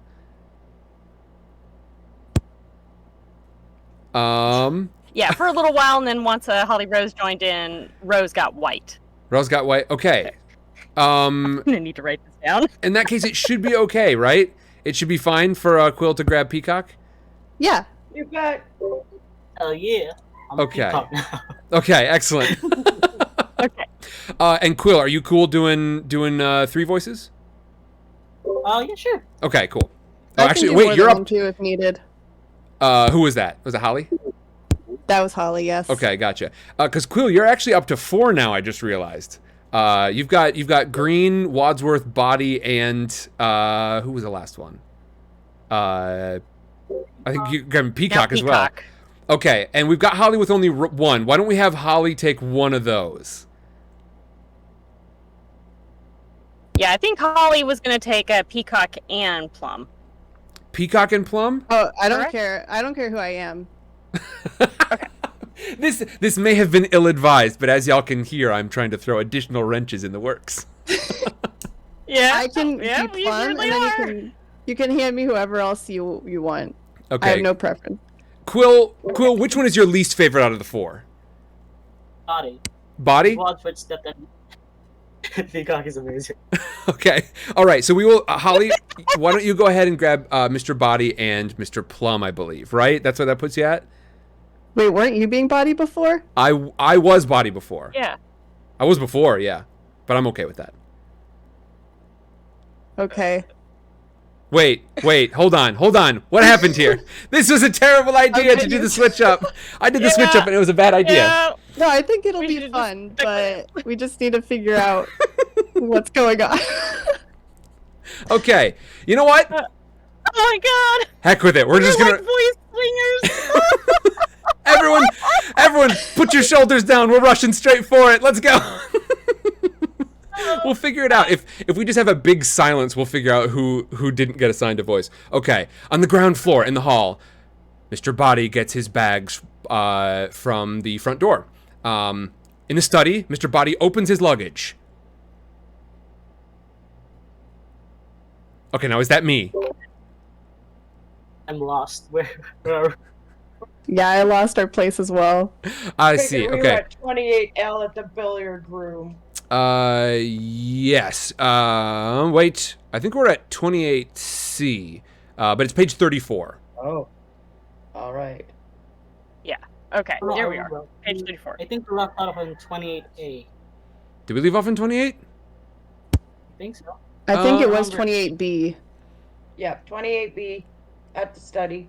Well, I think because 28. That's what the scene Oh, the is. scene number. It- Yeah. Yeah. That's the scene number. We're on page 33, 34. We just started 34. Mm-hmm. Okay. All right. Excellent. And I'll read for like. Oh, I guess no, because we got different characters. Okay. All right. Yes, the billiard room. Okay. 28A, interior, ground floor, billiard room. Yvette in the billiard room, drinking cognac and listening to a tape recorder that's recording. Point of order. Tape recordings are not admissible evidence. In the ground floor study, general confusion ensues.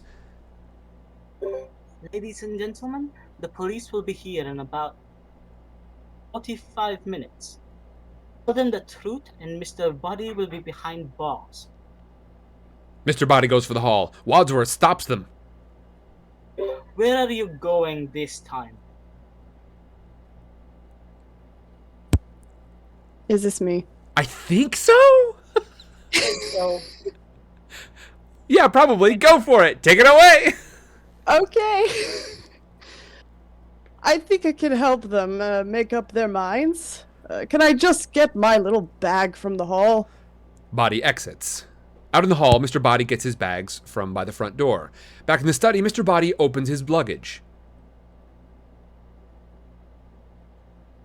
Who can guess what's in here, eh? The evidence is against us, no doubt. Mr. Body chuckles. He starts handing out boxes, each with a different size and shape. We didn't know we were meeting you tonight. Did you know you were meeting us? Oh, yes. Were you told precisely? Merely that you were all meeting to discuss our little financial arrangements. And if I did not appear, Wadsworth would be informing the police about it all. Naturally, I could hardly resist putting in an appearance. He finishes handing out the packages. Excuse me. Open them. Why not? I enjoy getting presents from strange men. Oh, Louise. Thank you for being here. Scarlett opens her package. A candlestick. A candlestick? What's this for? Mrs. White opens up her box and reveals a rope tied in a noose. Mr. Green takes his box in one hand. He opens it and lets the contents fall to his other hand. A bent lead pipe. Colonel Mustard opens his box and pulls out a heavy wrench. Professor Plum takes the lid off of his package and looks in. He gingerly pulls out a revolver. Finally, the camera reveals Mrs. Peacock, who is twirling a dagger. In your hands, you each have a lethal weapon. Mr. Body walks on camera and continues. If you denounce me to the police, you will also be exposed and humiliated. I'll see to that in court. But if one of you kills Wadsworth now... Wadsworth's eyes widen in shock. No one but the 7 of us will ever know. He has the key to the front door, which he said would only be opened over his dead body. I suggest we take him up on that offer. Mr. Body goes over to the light switch with deliberate ease. He closes the door to the hall and sets his drink down. The only way to avoid finding yourselves on the front pages is for one of you to kill Wadsworth. Now. He turns off the lights. We hear noises. Someone inhales raspily. A gunshot. Something ceramic shatters. Scream. The lights go up. Mrs. Peacock, who turned on the light, drops the dagger in shock. The camera reveals Mr. Body lying prone on the floor. It's not Wadsworth. The guests talk to each other. Stand back. Give him air. Let me see. He's dead. Who had the gun? I did. Then you shot him! I didn't! Well, you had the gun. If you didn't shoot him, who did? Mr. Body is turned over. Nobody! Look, there's no gunshot wound. Somebody tried to grab the gun from me in the dark, and the gun went off. Look, the bullet broke that vase on the mantel. Everyone rushes for the mantel simultaneously, causing confusion. He's absolutely right. Look, there's a bullet hole here in the wall. You see that? Mr. Green grabs Professor Plum by the lapels. How did he die? I don't know! I'm not a forensic expert. Oh, one of us must have killed him. Well, I didn't do it. Oh, I need a drink. She goes to the door and gets Mr. Body's cognac. She sips. Maybe he was poisoned. Mrs. Peacock drops the glass in revulsion and starts to scream. She won't stop. Mr. Green takes her to the sofa, offering words of comfort.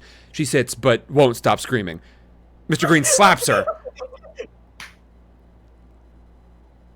I had to stop her from screaming. Was the brandy poisoned? I don't know. Looks like we'll never know. Unless she dies too. They all rush over to scrutinize Mrs. Peacock. A scream erupts from another room. The guests gasp. They run from the study into the hall. On the ground floor, the guests run into the door of the billiard room. Mr. Green tries it. It's locked. Open up. It must be the murderer. Why would he scream? He must have a victim in there. Oh my god, Yvette! Oh my god! The doors open. On the ground floor billiard room, the guests pour in. You're alive. No thanks to you.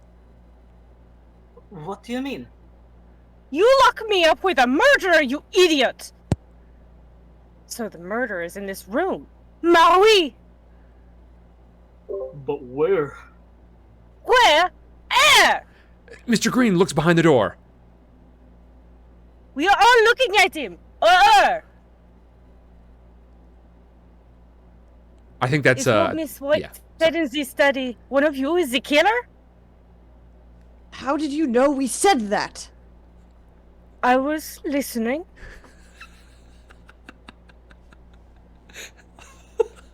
But why were you screaming in here, all by yourself? Because I am frightened. Me too. I also drink the cognac. Oh dear. I can't stay in here by myself. Miss Scarlet and Colonel Mustard go to Yvette. Come back to the study with us. Was the murderer? There's safety in numbers. Realizing he's shaking the wrench around all this time and putting the wrench away. My dear. The guests leave the room. After they're gone, Wadsworth takes the tape off of the spools. Okay, all right, and pause. Hey, I want another round for everybody. Hey, good job. Good job, all you nerds, all you fabulous nerds. Oh, jeez. Escar Lovett says, this is awesome. This is awesome. I got to listen, to fall asleep. I can't stop giggling. And I believe there was a point in the middle there when Poet of the Pond said, OMG, Holly just died. Did Poet just like burst into your room, Holly? Are you okay? Are you fine? Is everything okay? If she did, I'm in the moment. I wouldn't have noticed. Oh no, too focused. Too focused. Yeah. nothing in this world can touch Holly Rose when she's being a Tweety professor on a Discord call. Oh, nothing will shake Holly Rose's spirit. Okay, wonderful. Okay, do we want to do another switch up, or with the react? Was that complicated enough last time? That was probably dumb. I need honest feedback here. Stick with what we got. That was really I'm fun. happy sticking with what we got. All right, we'll stick with it, at least for now. But but I may be coming back in to troll you all once again at some later date, at some later point. Okay, now we are back in the study, and we're trying to get a sense of what happened here. How could this have all gone down like this? Very mysterious. Let me go ahead and rearrange my screen here just so I'm showing something kind of different on the screen.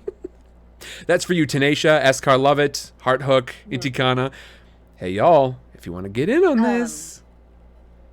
And then how many voices is Quill doing right now? Quill, how many voices you got?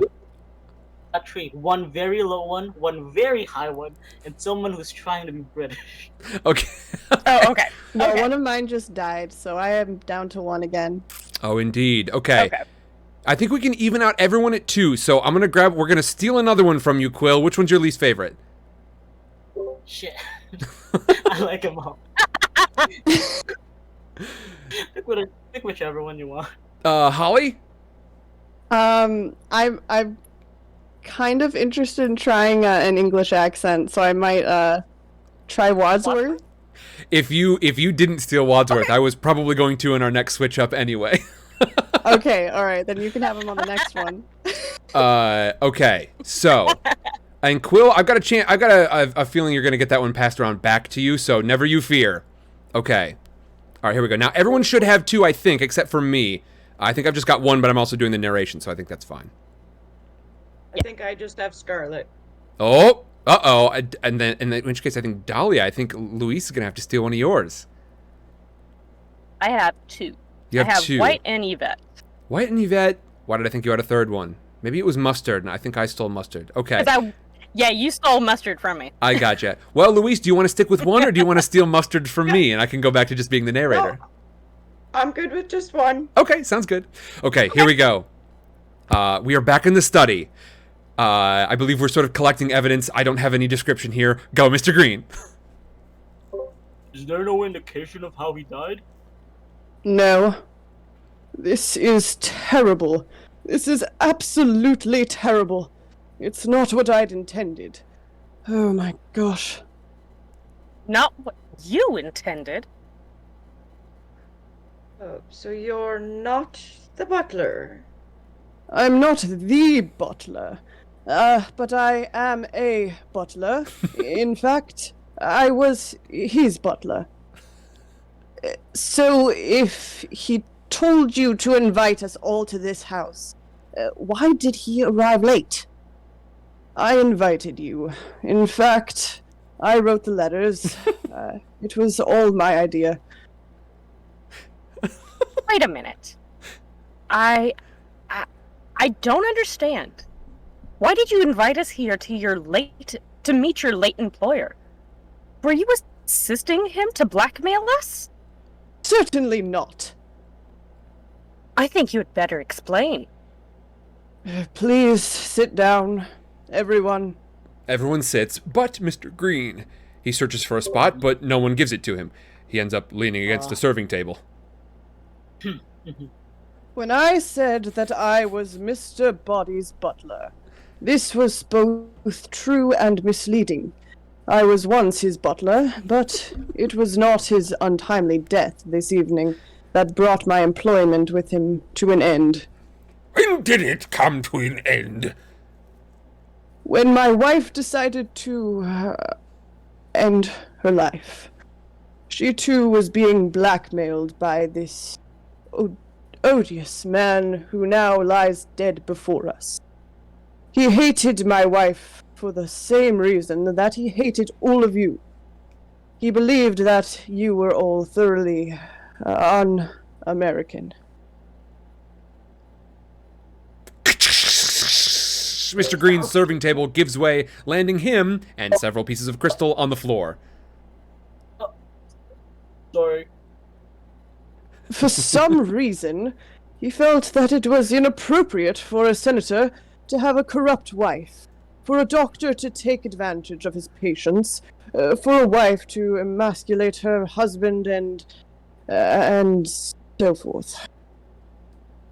But this is ridiculous. If he was such a patriotic American, why did he just report us to the authority?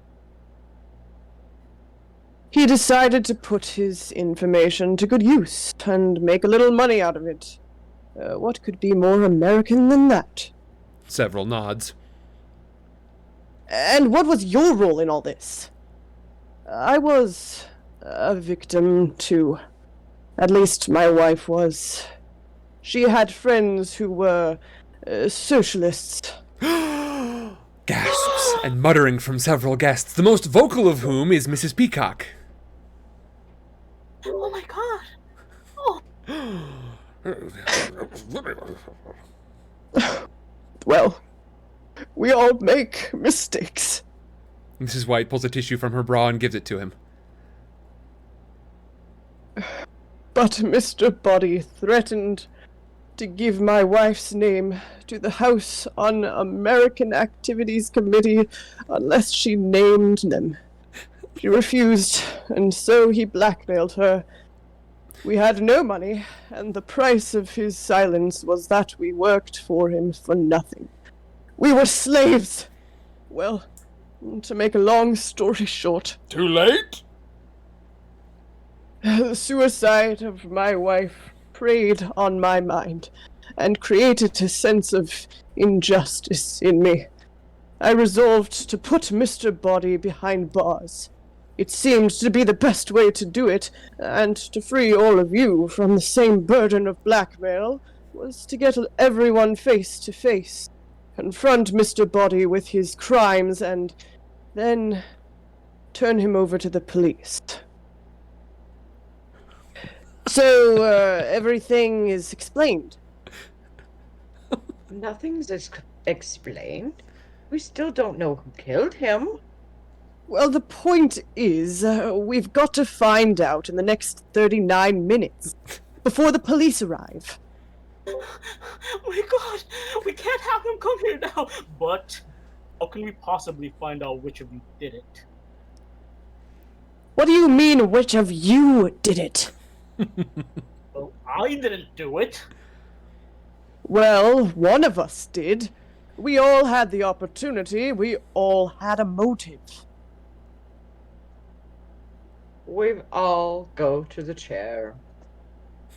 Maybe it wasn't one of us. Well, who else could it have been? Who else is in the house? Only the cook. The cook! The party runs from the This party runs from the study to the kitchen. They all get stuck in the door. Except for Mr. Green. He steps down to the kitchen and looks around. I got lost. Well, she's not here. The door to the freezer starts to open. Miss Scarlet screams. The cook's body tumbles out into Mr. Green's arms. She now has the dagger sticking out of her back. Mrs. Ho was not, and is not, a light woman. He is having difficulty holding her. I didn't do it. Somebody help me. Please. Somebody help me. Please. Several guests go to help. One of them reaches for the knife. Don't touch it, that's evidence. Not for us. We have to find out who did this. We can't take fingerprints. I think you'd better explain yourself, Wadsworth.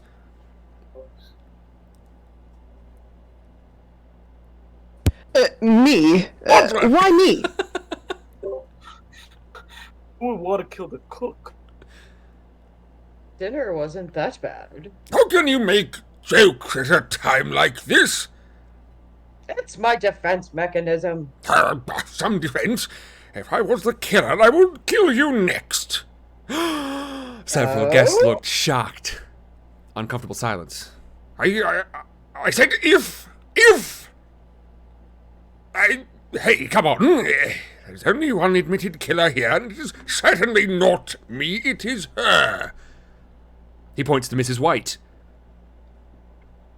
They've admitted nothing. Well, you've paid the blackmail. How many husbands have you had? Mine? Yours. Or other women's? Yours. 5. 5? Yes, just the 5. Husbands should be like Kleenex. Soft, strong, and disposable. You lure men to their death like a spider with flies. Flies are where men are most vulnerable. Right. Well, if it wasn't you, then who was it? Who had the dagger anyway? It was, you, Mrs. Peacock, wasn't it? Why, yes, but I put it down. Where? In the study. When? I don't know. Before I fainted, after I fainted, I don't know. But any of you could have picked it up. Look, I suggest we take the cook's body into the study. Why? I'm the butler. I like to keep the kitchen tidy. And mega switch up. That's right, I'm back for you, you goons. Good luck to you. Okay. These are the gods be ever in your favor. All right, now we're gonna start from the bottom. All right, Quill, which voice do you want? Oh. Someone take Mrs. Peacock. She has too much power. I will take the power. Okay, excellent. Yes. Does that mean? Do you want one of Dahlia's, Quill? What's Dahlia's? Dahlia, you've got Yvette Do you want- and I've got Mrs. White and Yvette. I'll stick with Yvette because I can do the French and the French accent. And it's such a tiny, tiny part. You better watch out. I'm going to come in there and steal a vet from you, Dahlia. As a matter of fact, I'm doing it right now. Dahlia, I'm stealing it from you right now. It's time. Your reckoning is here. No, I got wrecked. Indeed. Okay, so Quill, that puts you at, you've got Mr. Green. You don't have a second one though, do you? I have Miss White. You've got Green and White. Excellent. Okay, I have got Yvette, which means that if somebody wants, let's see. So Holly Rose and Luis, do either one of you want Mustard? I can continue to do Mustard, but do one of you want him? You can keep him. Holly says, "Nah, dog." Nobody can do it as good as you. Yeah, you do the pompous mustard pretty well. Yeah. Okay. All right. As long as y'all are sure. And then let's see. I think that means I'm gonna switch Luis and one of Holly's. Luis, all right. Holly, what do you have on your plate right now? You've got Plum and Wadsworth, correct? Have Plum and yes. Luis, which one do you want to try? Take Plum. Plum. All right. All right. So Holly, you now have Wadsworth Holly has Scarlet and Scarlet. Okay. Oh boy. Okay, and then after this, I promise you all, we will go back and we'll sort of like I'll chill out on the hot swaps. I just wanted to make sure people were getting a chance to try different things. Okay. All right. that was the last big hot swap, unless we suddenly get a bunch of new switcheroos. What do you say? Okay. I like the switcheroos. Okay, all right. Let's see. And by the way, Jade, I am definitely keeping an eye on you in here.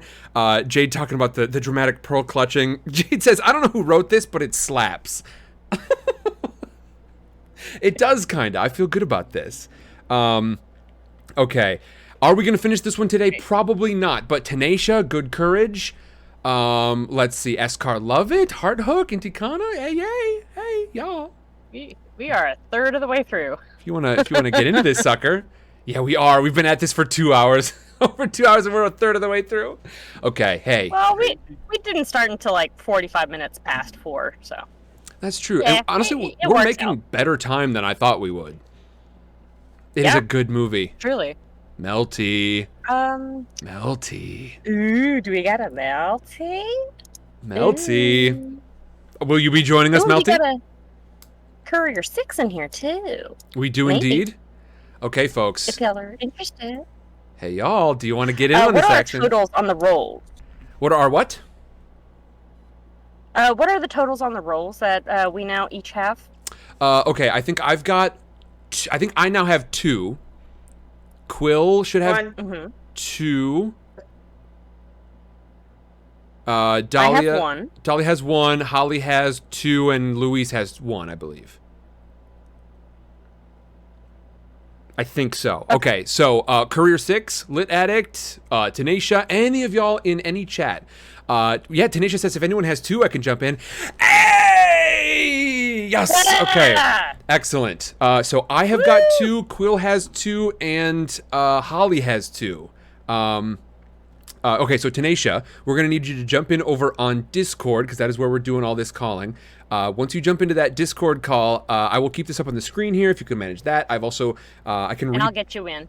Yeah, I can repost the link, too, in there, because I think I've still got it queued up. There we go. So that big link in there, that's a Google Doc. That will take you to the script for this sucker, so that you can actually see the thing.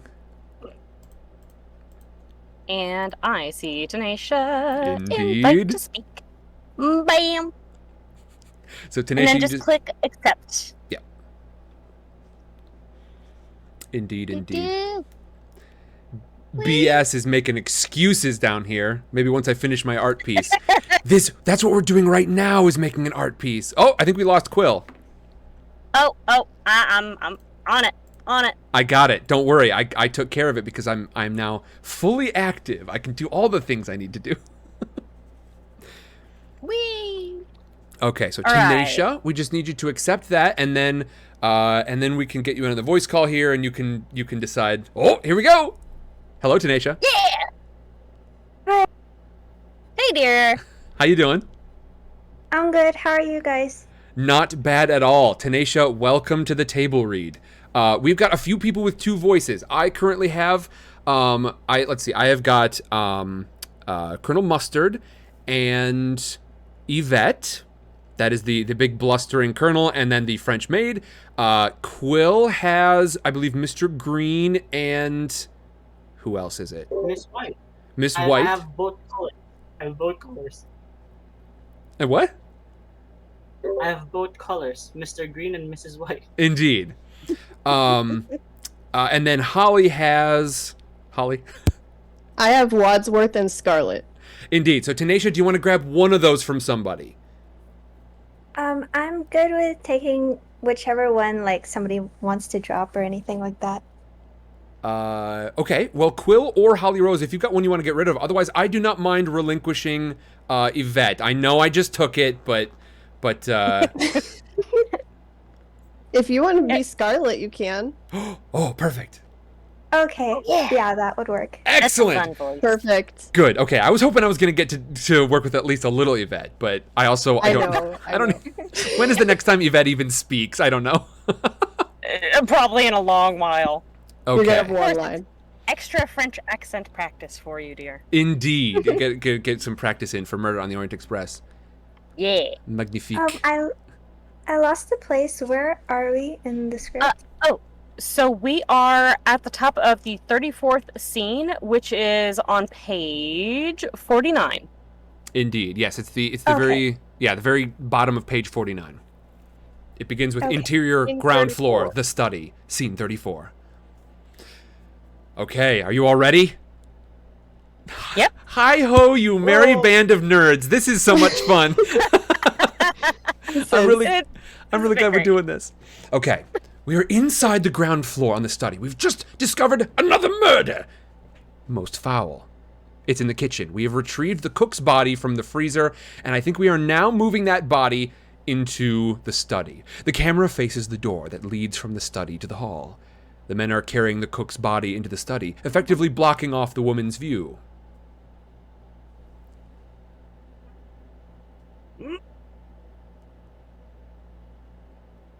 Wait, hold on. Who's Plum? No idea. I believe that's Louise. Is it Louise? Oh, indeed.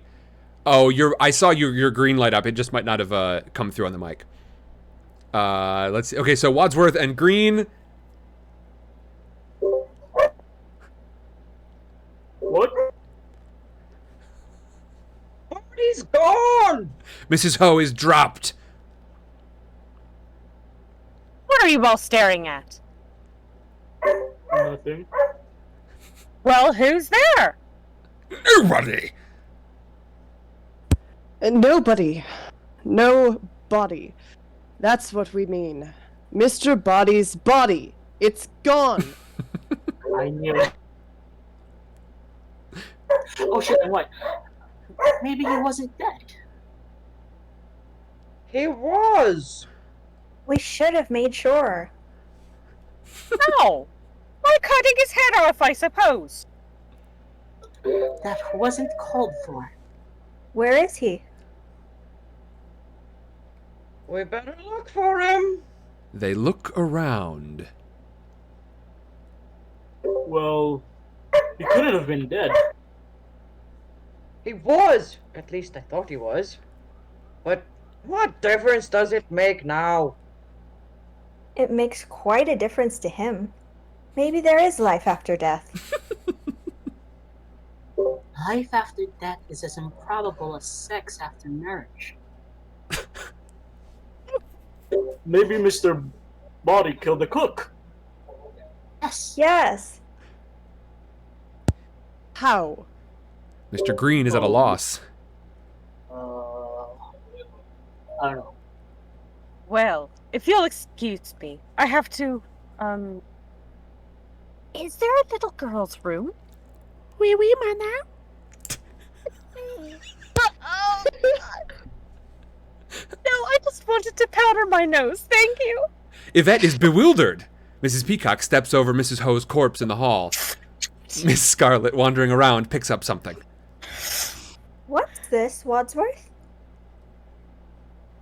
I'm afraid those are the negatives to which Colonel Mustard earlier referred. Oh my God! Were you planning to blackmail him, Wadsworth? Certainly not. I'd obtained them for the Colonel, and I was going to give them back as soon as Mr. Body was unmasked. Very pretty. Would you like to see these, Yvette? They might shock you. Merci, Milady. Oh, how do you know what kind of pictures they are if you're such a lady? What sort of pictures are they? They're my pictures, and I'd like them back, please. No, I'm afraid there's something in them that concerns me too. Professor Plum snatches the pictures and holds them up to the light. Let me see! Oh my. Nobody can get into that position. Sure they can. Plum, Show you. Plum starts to demonstrate with Mrs. White on the couch. Get off me! On the interior of the ground floor, in the rear of the hall, Mrs. Peacock opens the door to the bathroom. She screams! Mr. Body's body falls out and lands in her outstretched arms. He's almost certainly dead now. His head is bloody. The party runs out to help her. Mr. Body! He's attacking her. They pull the corpse off of Mrs. Peacock. Well, it's dead. Mr. Body, dead. Again. Oh my god! Oh. She's going to faint. Body, catch her. I'll catch you. Fall into my arms. Sorry. You've got blood on your hands. I didn't do it. He's got new injuries. He picks up Mr. Body's arm and let it fall again. Well, he's certainly dead now. Why would anyone want to kill him twice?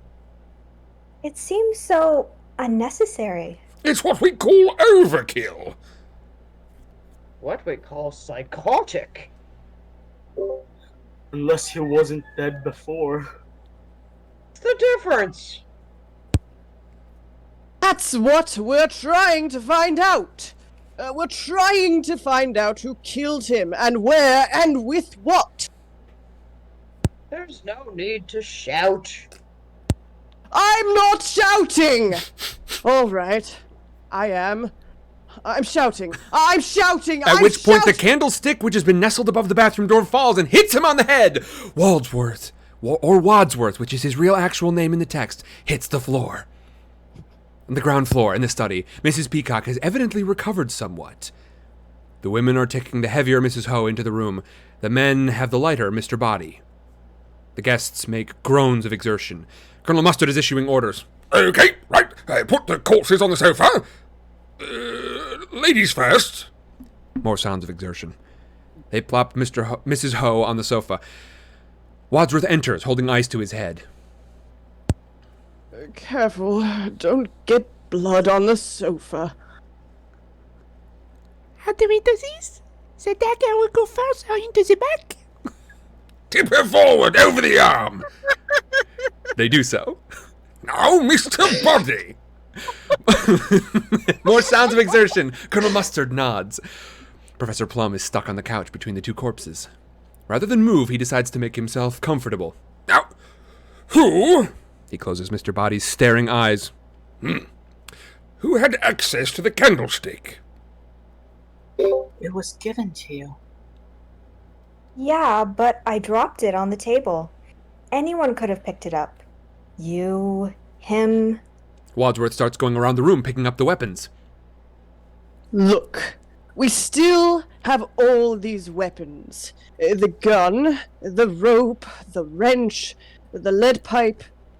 Let's put them all in this cupboard and lock it. There's a homicidal maniac about. He locks the weapons in the cupboard. Everyone states their approval. Yes, quite right. What are you doing with the key? Putting it in my pocket. Why? Well, to keep it safe, obviously. That means you can open it whenever you want. But it also means that you can't. But what if you're the murderer? I'm not. But what if you are? Well, it's got to be put somewhere. If I've got it, I know I'm safe. We don't know what that we are. I've an idea. We'll throw it away. The party agrees. Mega switch up. Like I said, I'm not doing the actual mega switch up, but I think I have like enforced people switching around all over the place. Now I think we'll sort of like we'll actually like settle into something here. Let's see. We've got 6 of us. I'm gonna roll a d6 and then we'll sort of go around in like a draft system and determine who's gonna get what. So, we've got 1, 2, 3, 4, 5, 6. Louise, Holly, Tanisha, Dahlia, Sidecar, and Quill. Roll a d6. Okay. And we'll go in some kind of order here. So, Holly, you get to choose the first voice. Everyone, blank slate. Holly, whichever voice you want. Oh my goodness. This is high pressure. It is. Good luck to you. It's dangerous to go alone. Take this voice. Can I let the audience choose for me? You can. Hey, audience. Oh, maybe that's an even better idea. Yeah. Oh, I like it. Okay. All right, everyone who is listening. We're not going to do the full-on Twitch poll because that tends to like make a big mess of things. But we will do a straw poll. Holly is first. Who is give me one voice that Holly's gonna be? Good Courage, Sparkle Lovegood, Party. Let's see. Hold on. Party of 2 says, "Hey, ask Holly Rose. She knows all about it. All about what now? What is this? Who what? Who what? Yeah, exactly." Good Courage says Holly be Plum. Okay, I'm Plum. Okay, Holly Rose, Plum. Excellent. Thanks, a Good Courage. Next up, Tanisha. Chat, who should Tanisha be? Are you cool with this, Tanisha? Yeah, I am. Okay, excellent. You just watch. They're gonna make you be Colonel Mustard, and it'll be perfect. Okay. What do we think? Hearthook says Scarlet. Okay, so you might be holding on to yours. Are you cool with that, or do you want to try and switch up? I'm good with whatever. Okay. All right. Well, we got to vote for Scarlet in there. Sounds good. Sparkle Lovegood says, I was going to say Mustard. Intikana says Peacock. Okay, we got a lot of disagreement here on the board. What do y'all think? So we have 4 entries so far for Tanisha. We have a Plum, Scarlet, Mustard, or Peacock. Yep, all different. All of them different. What do you think, folks? I tell you what, Tanisha, do you have a favorite from that? What were the choices again? Plum, Scarlet, Mustard, and Peacock. I might do Peacock for a while. Peacock? All right. Okay. Take it away. Tanisha's got Peacock. All right, the next one, Luis. I got a 1. So, Luis, who should Luis be? What do we think? What do we think, chat? We got Luis, and then just to help with some of the delay, after that we have got Dahlia. All right, so Luis and then Dahlia, and then after that, one of us between me and Quill. We'll figure it out in a second. Actually, we'll say I'm 1 through 3. Quill is 4 through 6. 4 through 6. Indeed. Okay, so Luis, then Dahlia, then me, then Quill. All right, what do we think, chat? Holly says, I still haven't started my Inktober drawing yet, but it'll probably be a simple one today. I got you. Very cool. Yeah, Inktober, I got to catch up with that, don't I? Let's see. Inti kind of wants to hear Luis as Wadsworth. What do you think, Luis? Oh. You want to try it? You broke up for a second. Can you say it again? Be interesting. Hey, are you okay with it? If you're not, that is totally fine. Oh, it would be no fun if a person wasn't okay with it. No. It has to be fun for everybody. Everybody must have the right to choose and the right to choose not. All right. Oh, I'm good. You let me know if it switches up. Okay, excellent. Okay, so fantastic. Luis has got Wadsworth. Dahlia. Now, Sparkle Lovegood has suggested Dahlia as Mustard. How are we feeling about that? Sure, I could take Mustard back. Yeah, Dahlia was rolling with Mustard for a little while earlier. Okay. And then Sam. Okay, we've got to vote for Sam as Wadsworth, but we've already got Wadsworth off the board. What do we think? Sam, I guess we should... what are the remaining characters? So we need a Mrs. White. We need a Mr. Green. We need... Plum. I think... somebody got Plum already, Holly didn't they? has Plum. Yeah, Holly's got Plum. Oh, okay. Okay. Yeah, Tanisha, the motorist turned out to be Plum, I believe. So, it kind of says Scarlet. Green. There's also Yvette. I believe Yvette is on the table, which, I mean, one would think. Oh, you have to stick with Yvette. Who said that? Was that Holly? That was Holly, yeah. I don't even think I can go that high. Okay. All right. I tell you what. And little ooh-woo voice. I'm gonna laugh every time though. I did kind of ooh-woo that Yvette voice up, didn't I? I went ahead and I did ooh-woo on it.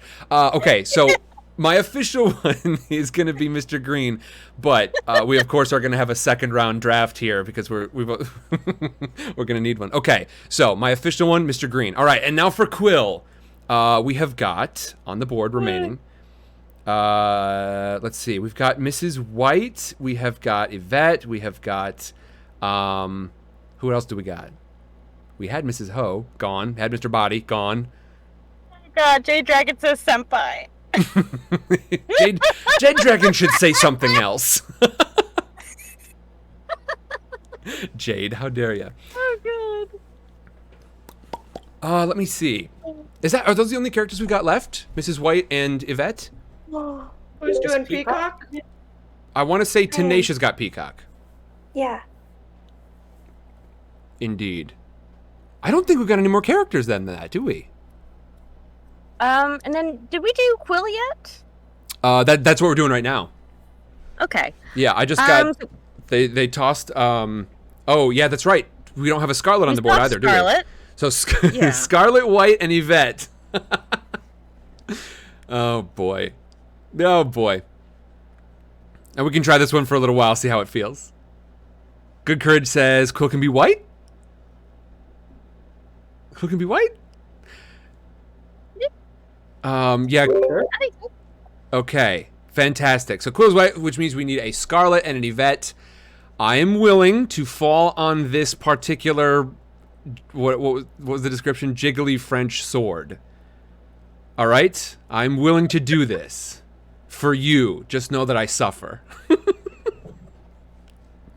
All right, so I will take Yvette, which means we've got one Scarlet up in the air. Who's going to get Scarlet? We'll let chat decide the same. Okay. Chat, who's going to get Scarlet? Who do we got? And I think this is the last assignment we need to make, and then we're launching back into it.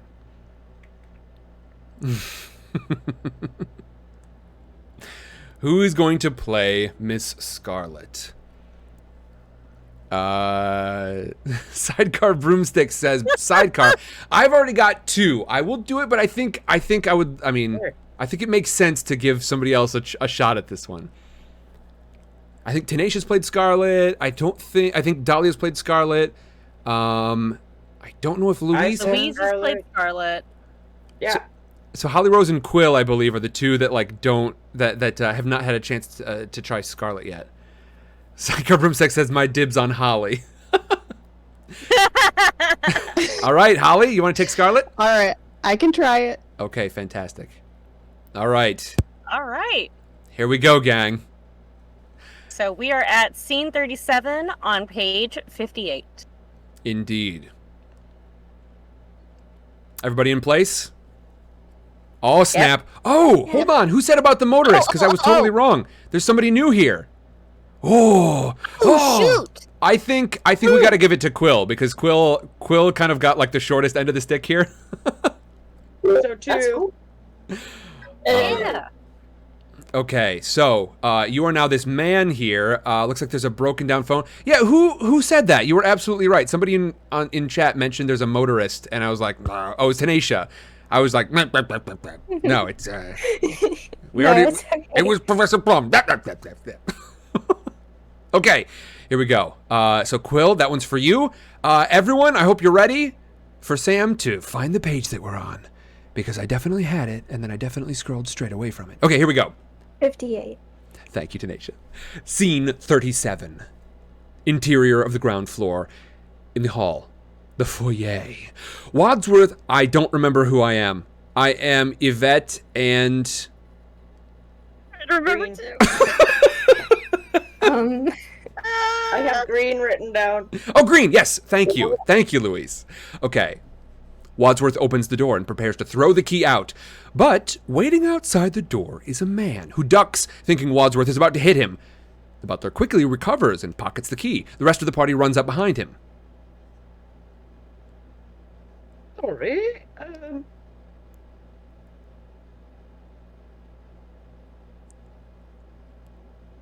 I think the mic cut out just a little bit there.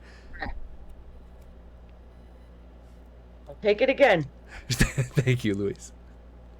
Sorry. Can we help? Oh, I'm sorry. I didn't mean to disturb the whole household, but a car broke down out here, and I was wondering if I could use your phone. A moment, please. The party huddles together and discusses it. The motorist looks rather confused. After a time, the group turns toward the motorist. Very well, sir. Would you care to come in? Well, where is it?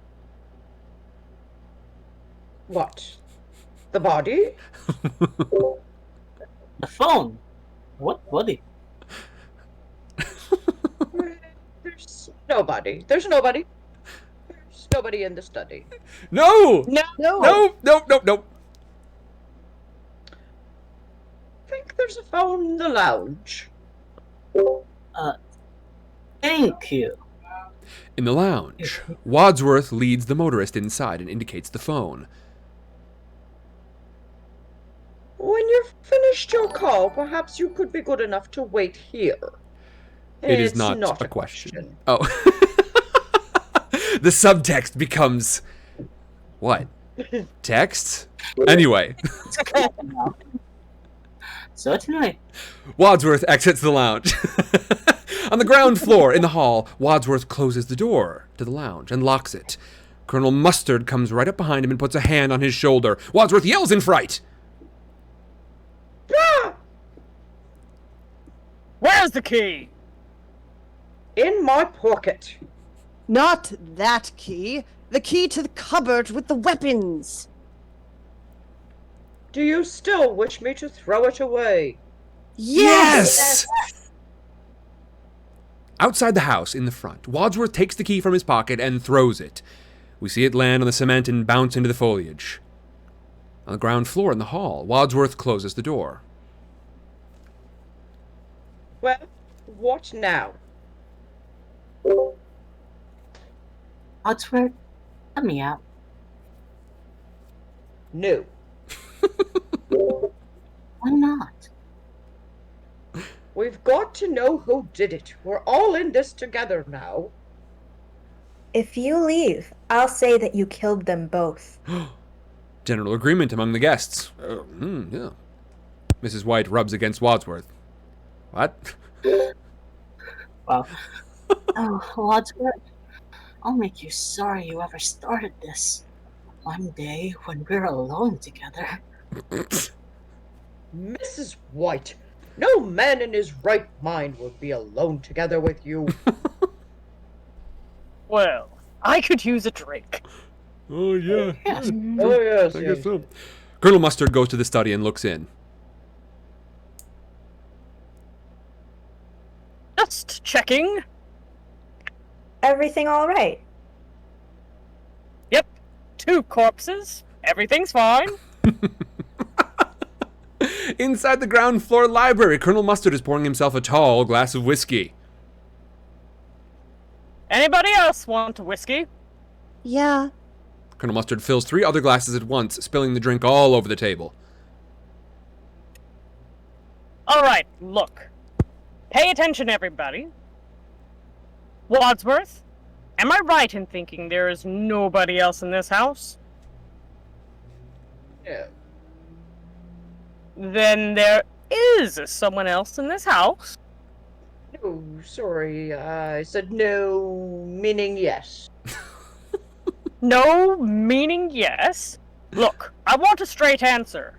Is there someone else, or isn't there? Yes or no? No. No, there is, or no, there isn't. Yes. Mrs. White... Louise. Mrs. White breaks her glass against the fireplace. Please, don't you think we should get that man out of the house before he finds out what's been going on here? She tosses the remains of her glass into the air. It shatters on the hearth. Yeah. How can we throw him outside in this weather? If we let him stay in the house, he may get suspicious. If we throw him out, he may get even more suspicious. If I were him, I'd be suspicious already. Who cares? That guy doesn't matter. Let him stay locked up for another half an hour. The police will be here by then, and there are 2 dead bodies in the study.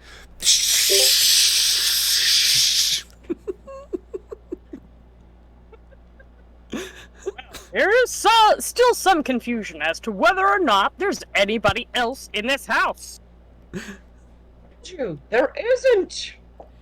There isn't any confusion, or there isn't anybody else. Either or both. You have to give me a clear answer. Certainly.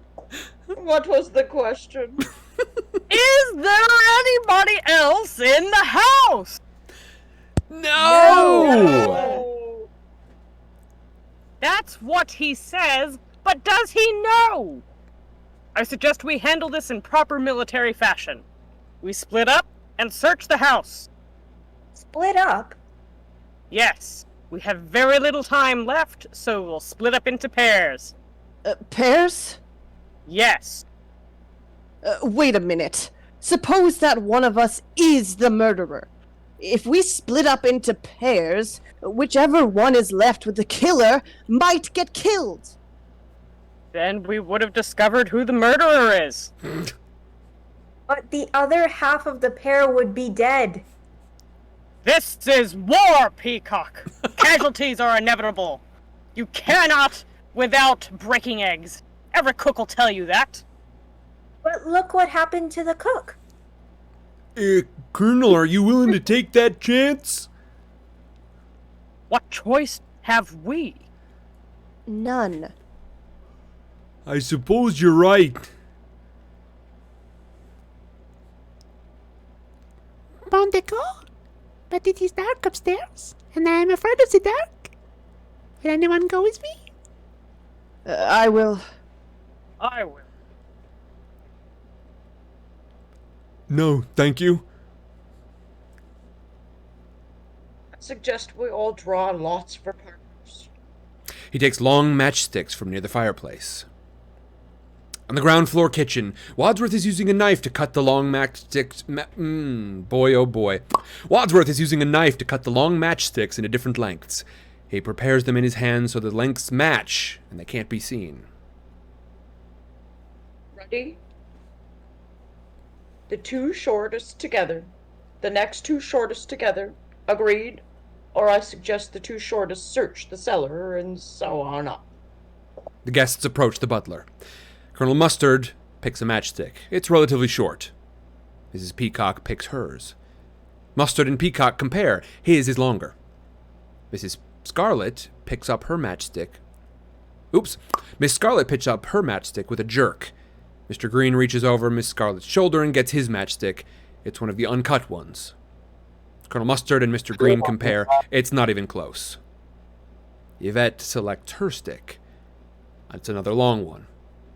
Colonel Mustard and Miss Scarlet compare. They match, putting them together on the ground floor. Miss Scarlet looks disgusted. Mrs. White selects hers. In the background, the party tries to match sticks. Professor Plum picks his matchstick. Wadsworth takes what is left. Good grief, this scene. Mrs. White steps up to Wadsworth and pairs his matchstick. They're going to the second floor. Professor Plum walks by Yvette and a distraught Mr. Green, who are going to the attic together. Plum matches cellar matchsticks with Mrs. Peacock. It's you and me, honey bunch. Oh, God. On the ground floor interior. You're not wrong, Quill. And Good Courage has wondered, why is Mr. Green Kermit? To which I say, hey, this is my stream. You don't like it? Get out. Oh, jeez. We got Kermit the Frog and Uwu the French maid. You can deal with what you get. You get what you get and you don't mind a bit. Courage? Good Courage? We see the party as it splits up. Wadsworth and Mrs. White start up the stairs, as do Mr. Green and Yvette. Oh good, it's just me having a conversation with myself. Delightful. Professor Plum and Mrs. Peacock stop, unsure of where to go. Wadsworth pauses on a step and indicates the door under the staircase. The cellar. Colonel Mustard and Miss Scarlet stop in the middle of the hall. Oh, we know what's in the study. We've just come from the library, and the stranger's locked up in the lounge. Let's go look in the billiard room again. They go to the billiard room. Professor Plum opens the door to the cellar. Mrs. Peacock reaches in and turns on the light. They enter cautiously. On the second-floor hallway, the storm is still around the Hill House, visible from the second-story window. Wadsworth and Mrs. White walk down the hallway as Mr. Green and Yvette start climbing the stairs to the attic. We hear thunder and rain. Sort of. In the attic, darkness. We don't know exactly where we are. Suddenly, a light turns on. We see Mr. Green and Yvette at the bottom of the attic staircase. Both of them are terrified at what may be above them. Okay, I want a different Mr. Green, so it's not just me having a conversation with myself. We can do that any Thursday night. I can take Mr. Green again. All right, Quill, let's do it. There's silence. I got lost. Oh. It's fine. It doesn't even need to be the same voice. Who cares? Page 69. Oh, on the page. Yes, indeed. Thank you. Yep, top of page 69. We see Mr. Green and Yvette at the bottom of the attic staircase. Both of them are terrified of what may be above them. Silence. Do you want to go up in front of me? Absolutely no. I'm sure there's no one up there. Then you go in the front. Alright. Neither move. We hear nothing but the rain on the roof. In the cellar, on the staircase, darkness. We barely see Mrs. Peacock and Professor Plum backlit at the top of the stairs. They edge down. Mrs. Peacock gasps. Well, ladies first. No, you can go first. No, I insist. No, I insist. What are you afraid of? A fate worse than death? No, just death. Isn't that enough? And in the second-floor hallway, Mrs. White and Wadsworth are at the doors of two adjacent rooms. They are looking at each other nervously. Are you going in there? Yes. Are you? Yes. A pause. Right. Right. They look in. I don't see any light switches in there. Well, neither do I, but there must be switches somewhere. Shall I come in with you? No! I mean, no. Thank you.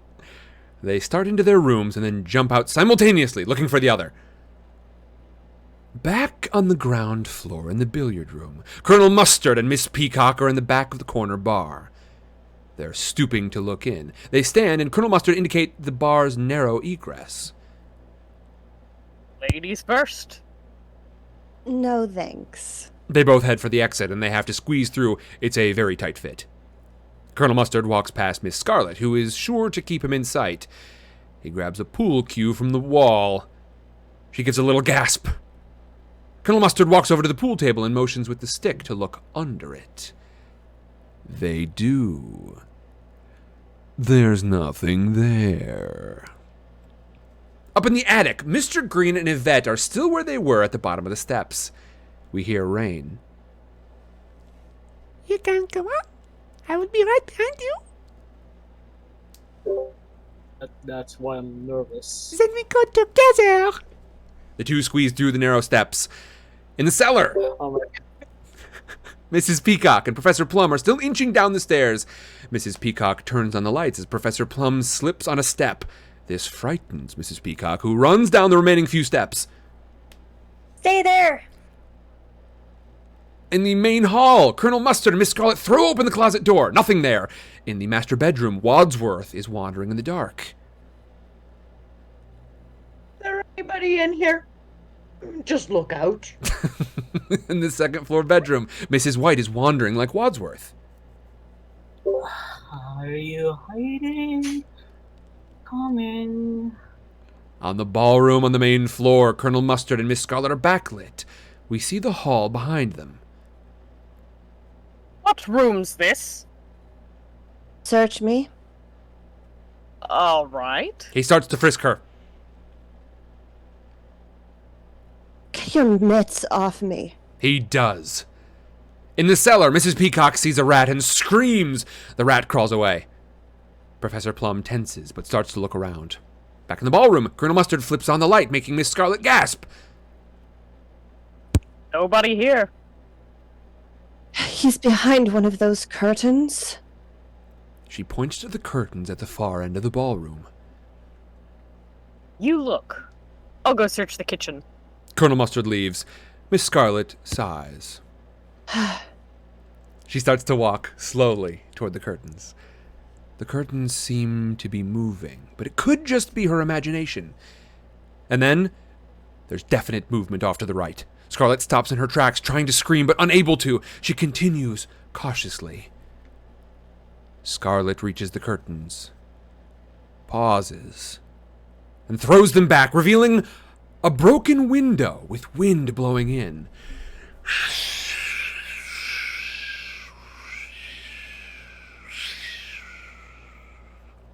Out on the roadside, it's still raining. We see the motorist's car on the side of the road. A cop car pulls up to investigate. In the study, we see photographs and papers, as well as tapes of the conversation Yvette was making earlier. A gloved hand picks them up.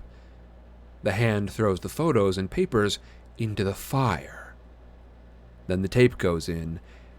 It all burns. The hand now uses a key to unlock the cupboard with the weapons. But wasn't that key thrown away? The weapons are revealed. Outside, the camera reveals a cop shining his flashlight into the car. As before, we can see the cop shining the flashlight. The motorist is making his call. I'm a little nervous. The camera reveals the lounge's fireplace, which is swiveling around.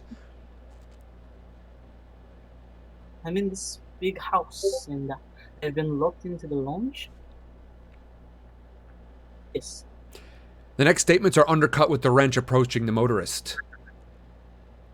The funny thing is a whole group of people here having some sort of party. And one of them is my old boss from... Bang! The wrench descends. The phone falls to the floor. Then the motorist follows suit. A gloved hand places the phone back on its cradle. Dun, dun, dun! Okay, All right, a real quick switch up because y'all, we are approaching the 3-hour mark, and I think we are approaching what we're going to be able to accomplish today. We've had yet another murder. There has been another murder. Okay, I gotta ask, does anybody... I think we can do another little bit here. Does anybody have a voice they have just been dying to try out? They haven't got a chance to yet. We're approaching the end. Speak now or forever or until patrons decide to do this again. Hold your peace. I liked my Scarlet. Oh, Dahlia wants Scarlet back. Yoink! Okay. Dahlia, excellent. Anybody else? Anybody got a particular one? I'm good. Luis is good. Hey, Luis, you are good. Oh, man. It was very funny. Holly, Tanisha, Quill? I'm also good. Are you okay? All right. Oh my god. A good courage is saying Yvette is winky. I seen it. I just didn't want to. I didn't want to deal with it. Good courage is in there talking about my Mr. Green is Kermit. Yvette is Winky. Good courage. What are you gonna tell me next? My Colonel Mustard is the Oscar the Grouch, huh? Good courage. Good courage is just in here to razz me. Yeah, just a little. All right, Quill. Oh my gosh. How about you? And you've been trying to get your hands on? Not really. You all right? Okay, fantastic. A little further, folks, and I think that's going to be it for the evening. Joyful Aliena says, have Holly voice your Ginny Weasley voice. I'll bet that would be good. Holly, I bet you'd be good at that one. Ginny? Yeah. I have cosplayed her before. Really? I have. I saw that on Instagram, yeah. Oh. Fantastique. Yeah, I love Ginny. So, out of curiosity, do we plan on kind of like stopping around the like halfway mark and maybe picking this back up at some point in the future? Well, that's the thing about Book Fair is I don't know when. You know, as we have done all of this throughout this week, we've tried a lot of new things. And Dahlia, I know you're already familiar with some of this. This is mostly for the audience at large. Yeah. Which I've got to feel. You know what I probably did? You were probably setting me up there, and I just sort of like. I just didn't really bite at all. I was like, well, actually, here's the deal. So thanks, Dahlia. You're welcome. Dahlia's a better showman than I am. A better show person. There we go. Thank you. The plan for this is I have no idea. Frankly, we are going to we've tried a ton of new stuff today and throughout all this week, I mean. And we are going to be revisiting these things as I have time. I'm going to, whenever I've got a free afternoon pop up, which I think we'll probably have quite a few on Tuesdays.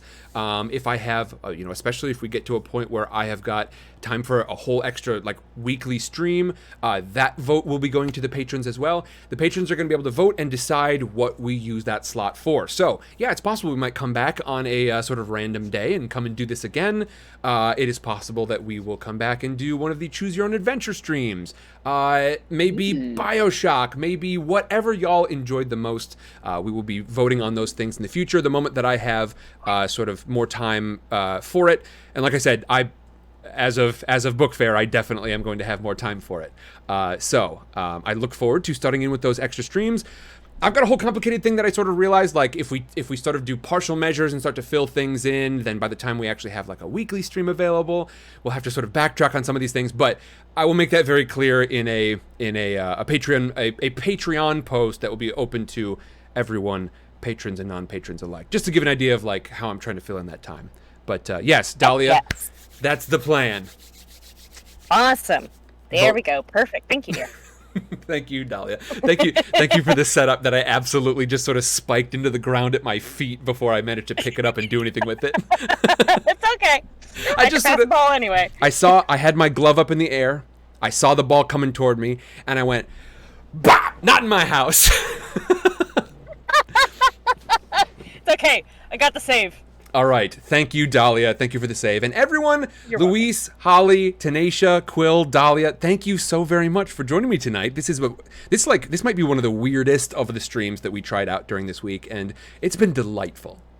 This is a blast. Stitches the whole time.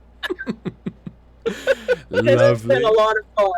And we could even additional tier 2 remix, elevated remix. You know what we could do? We could do this plus like choose your own adventure, wherein like people just grab whatever voices they want to while also doing a choose your own adventure thing. Whoa. Yeah. Mind blowing. Yeah. Hey, Synthetic. I'm down. Synthetic got your Discord name switched over so it's the same as your Twitch name. Excellent. Wunderbar. Okay. Yeah.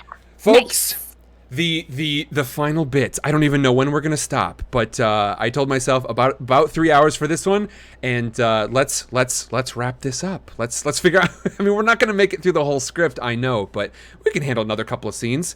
We need the next big story beat. Okay. All right. Let me see. Where the heck are we? Have we seen 65? 62, I believe. Synthetic is saying, Holly, you better do that Ginny voice. Yeah, Synthetic wants to hear the Ginny voice. Yeah.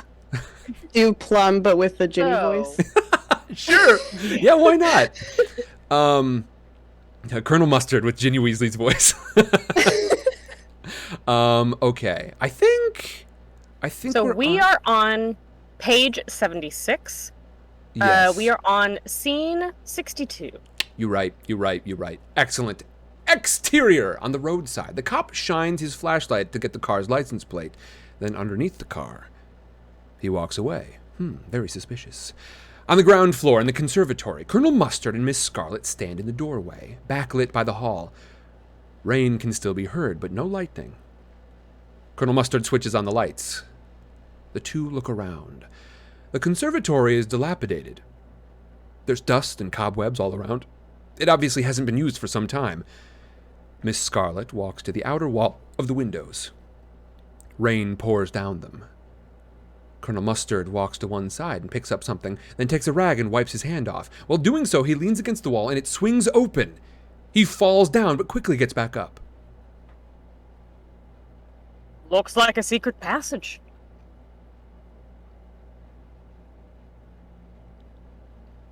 I don't remember who's who.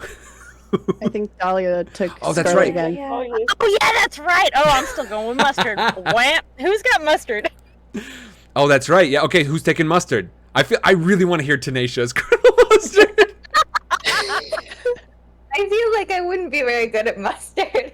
That's okay. You need not necessarily. But Tanisha, you could though. No, okay. Who wants Mustard? Otherwise I will take Mustard.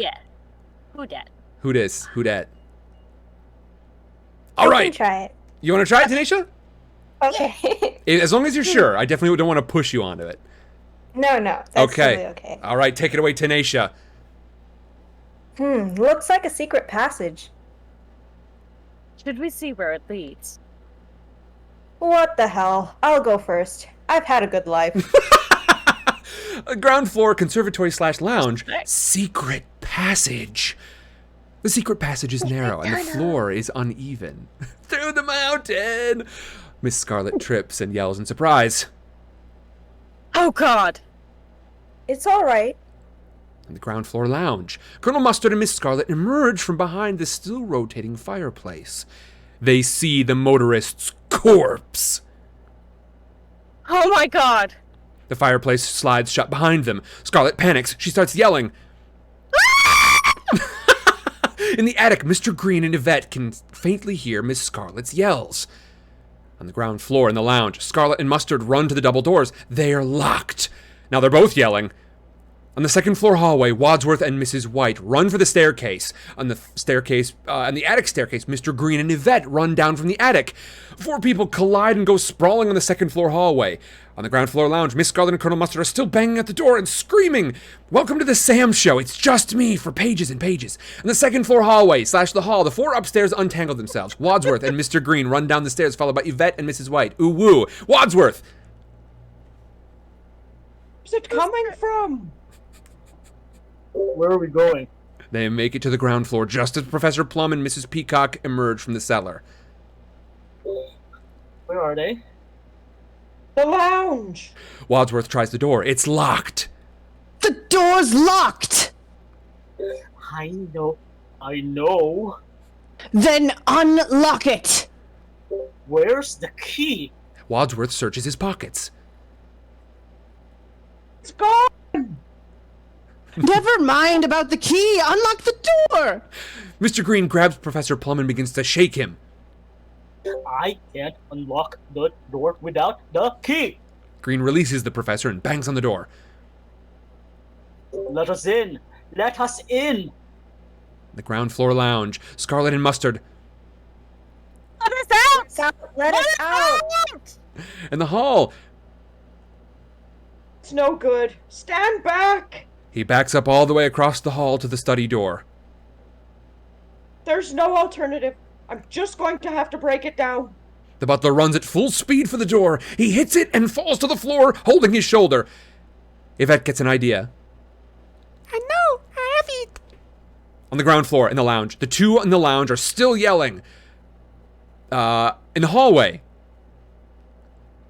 Will you shut up? To the window, to the wall.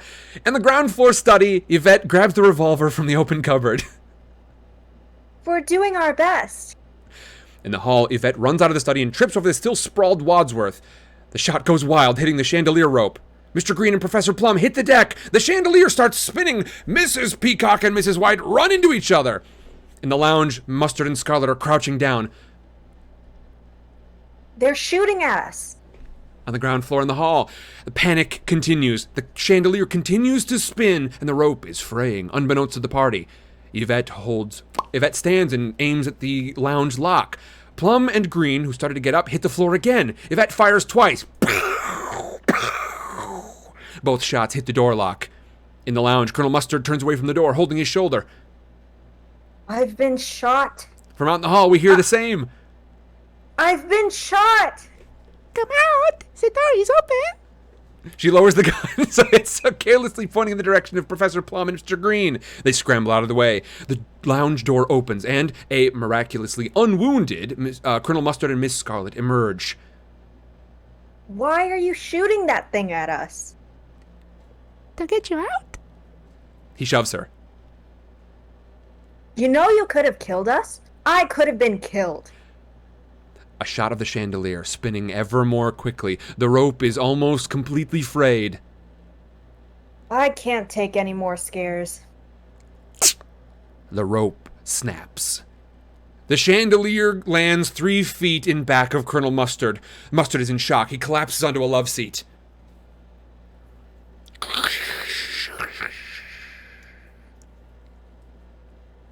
Look! Oh. The party runs across the room, crushing glass as they go. Which one of you did it? We found him! Together! How did you get in? The door was locked. It's a great trick. There's a secret passageway from the conservatory.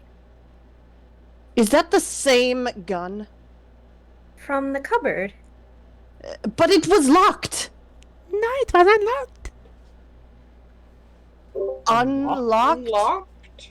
But yes, see for yourself. The party runs to the lounge. On the way, Yvette tosses the revolver under the broken chandelier. Why? The ground floor in the study. The guests pile in and see that the cupboard has indeed been opened. How did you know it was unlocked? How did you know that you could get at the gun? I didn't. I think I would break it open, but it was already open. A likely story. Ding dong. The doorbell is ringing. The guests freeze in place. Maybe they'll just go away. Ding dong.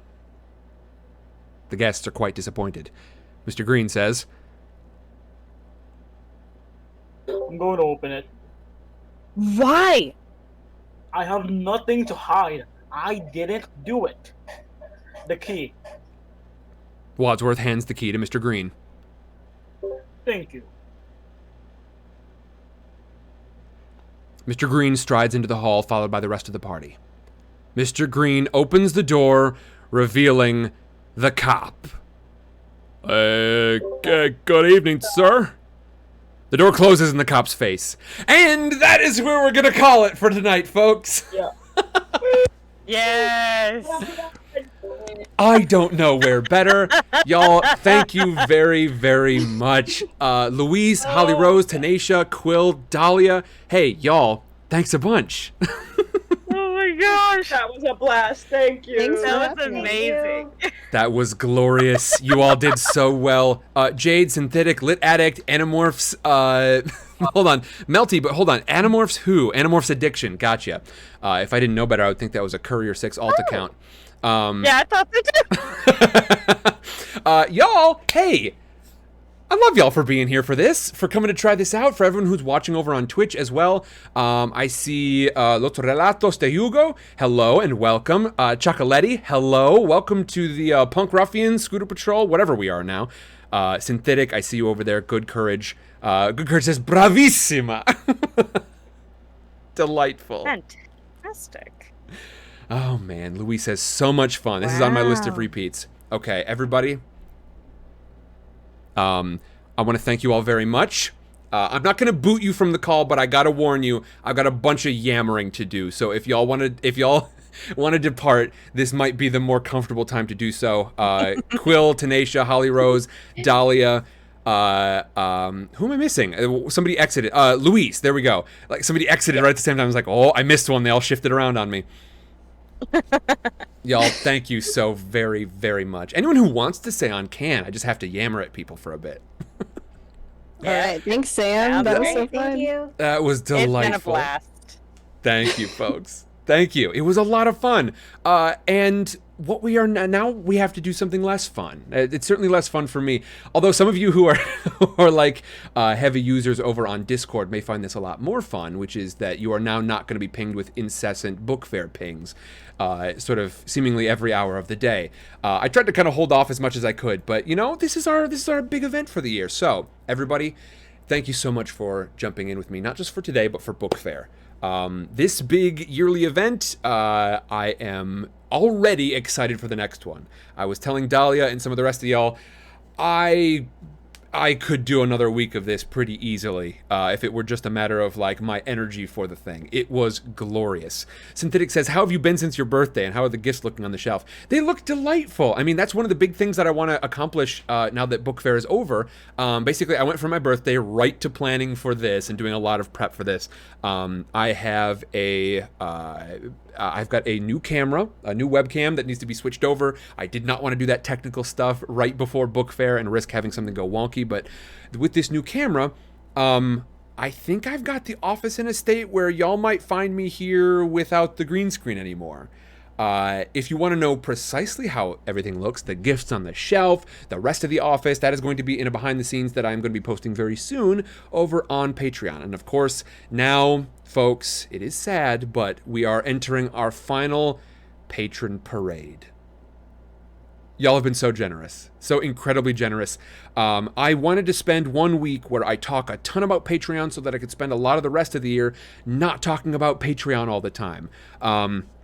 I think that makes the most sense, and I want to say thank you so much to Holly Rose for the art that is involved with the merch that is over there. Now, as I mentioned before, it is possible that you have to be done by the 1st, but I have not currently changed anything. We still, at this moment, have the merch over there available at the rock bottom book fair tiers. Starting tomorrow, I'm going to be adjusting those so that they are at the recommended tier from Patreon. All of you who signed up early, who signed up during book fair, you should be able to get that stuff at the rock bottom rates. At the very minimum, they wouldn't let me put the slider down any further. I wanted to make sure it was a good deal for our first run there. But you can anticipate most of the merch is going to sort of be bumped up by about 1 tier. I think that's the way that it is for all the stuff that's up there. And in addition, in the future, I'm going to continue to roll out sort of different items over there. And keep in mind, over on Patreon, it's not a merch store. You just check out whatever level makes the most sense for you, jump in at that level, and that merch will automatically just show up to you. A couple of things not to forget. It's not a store, just want to make that clear because I know there's a bit of confusion about that. I may do a full-on merch store in the future, but I really trust Patreon as a company, and so I wanted to start with them before I went out and tried new other things. But for right now, this is my only sort of immediate plan for merch. So that is thing A to know. And thing B to know is that I've got a post over there. It's linked right there in chat for precisely how merch works on Discord. Nope. Try that one more time. Precisely how merch works on Patreon. You'll get a chance to take a look at sort of what their inherent system is, the stuff that I don't really control, and then you'll be able to see what my plans are for some of the future stuff. I just really like Patreon in general. I've talked a lot about it this week, and I wanna make sure to say that I don't think any less of folks who contribute via Twitch. That is, of course, I am very, very thankful. I mean, just today, Inti kind of jumped in there with a fantastic bunch of bits, and I appreciate you a ton. But as y'all have heard so many times this week, the one thing that Twitch doesn't really let me do is to plan. When I get a great month on Twitch, that is fantastic, and I use it to further what we can do with Sidecar. Like I said, this webcam was, let's see, I want to say I found a real steal on it, and I was able to get it for about $80. But that was one of the big things that I got with some of that Twitch money. But I use it to advance the channel. But it doesn't help me to plan out my time. I can't, for instance, ask for time off of work based on a great month on Twitch, because the next month might be totally different. Dahlia, I see what you did. I see what you did, Dahlia, with all those sub gifts. Thank you a bunch. The difference being on Patreon, that is monthly, and maybe you sort of find a tier that makes sense for you, and it's not sort of big explosions of things like it is on Twitch sometimes, but maybe you pick kind of a modest one, but it's there every month, and I can rely on that, and I can figure out exactly what kind of time I can dedicate toward all of this, and I would love for that to be more and more over time, frankly. I really, really would. And so everyone who has jumped in on Patreon, I thank you so much for helping this to make sense. You have definitely, it is at a level where I anticipate having more time to dedicate to this.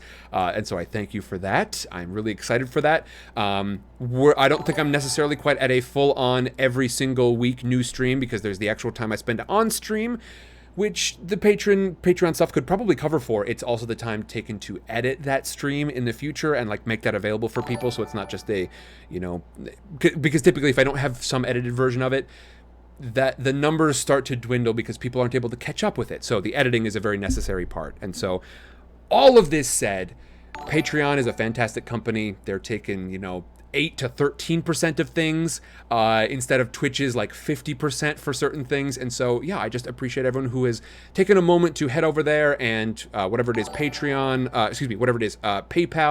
Apple Pay, whether a credit card, what have you, they've got some options for connecting. But y'all, I have got some folks that I am very, very proud to work with, because as I've said, I want to make stuff for everybody. So everybody who I'm about to list, you are folks who are, I consider you partners, and you are helping me make things for everyone. You helped me make stuff over the last 6 months and start to really kind of just start to get the ball rolling on Patreon. And over this next year until the next book fair, you're going to help me make a lot more stuff.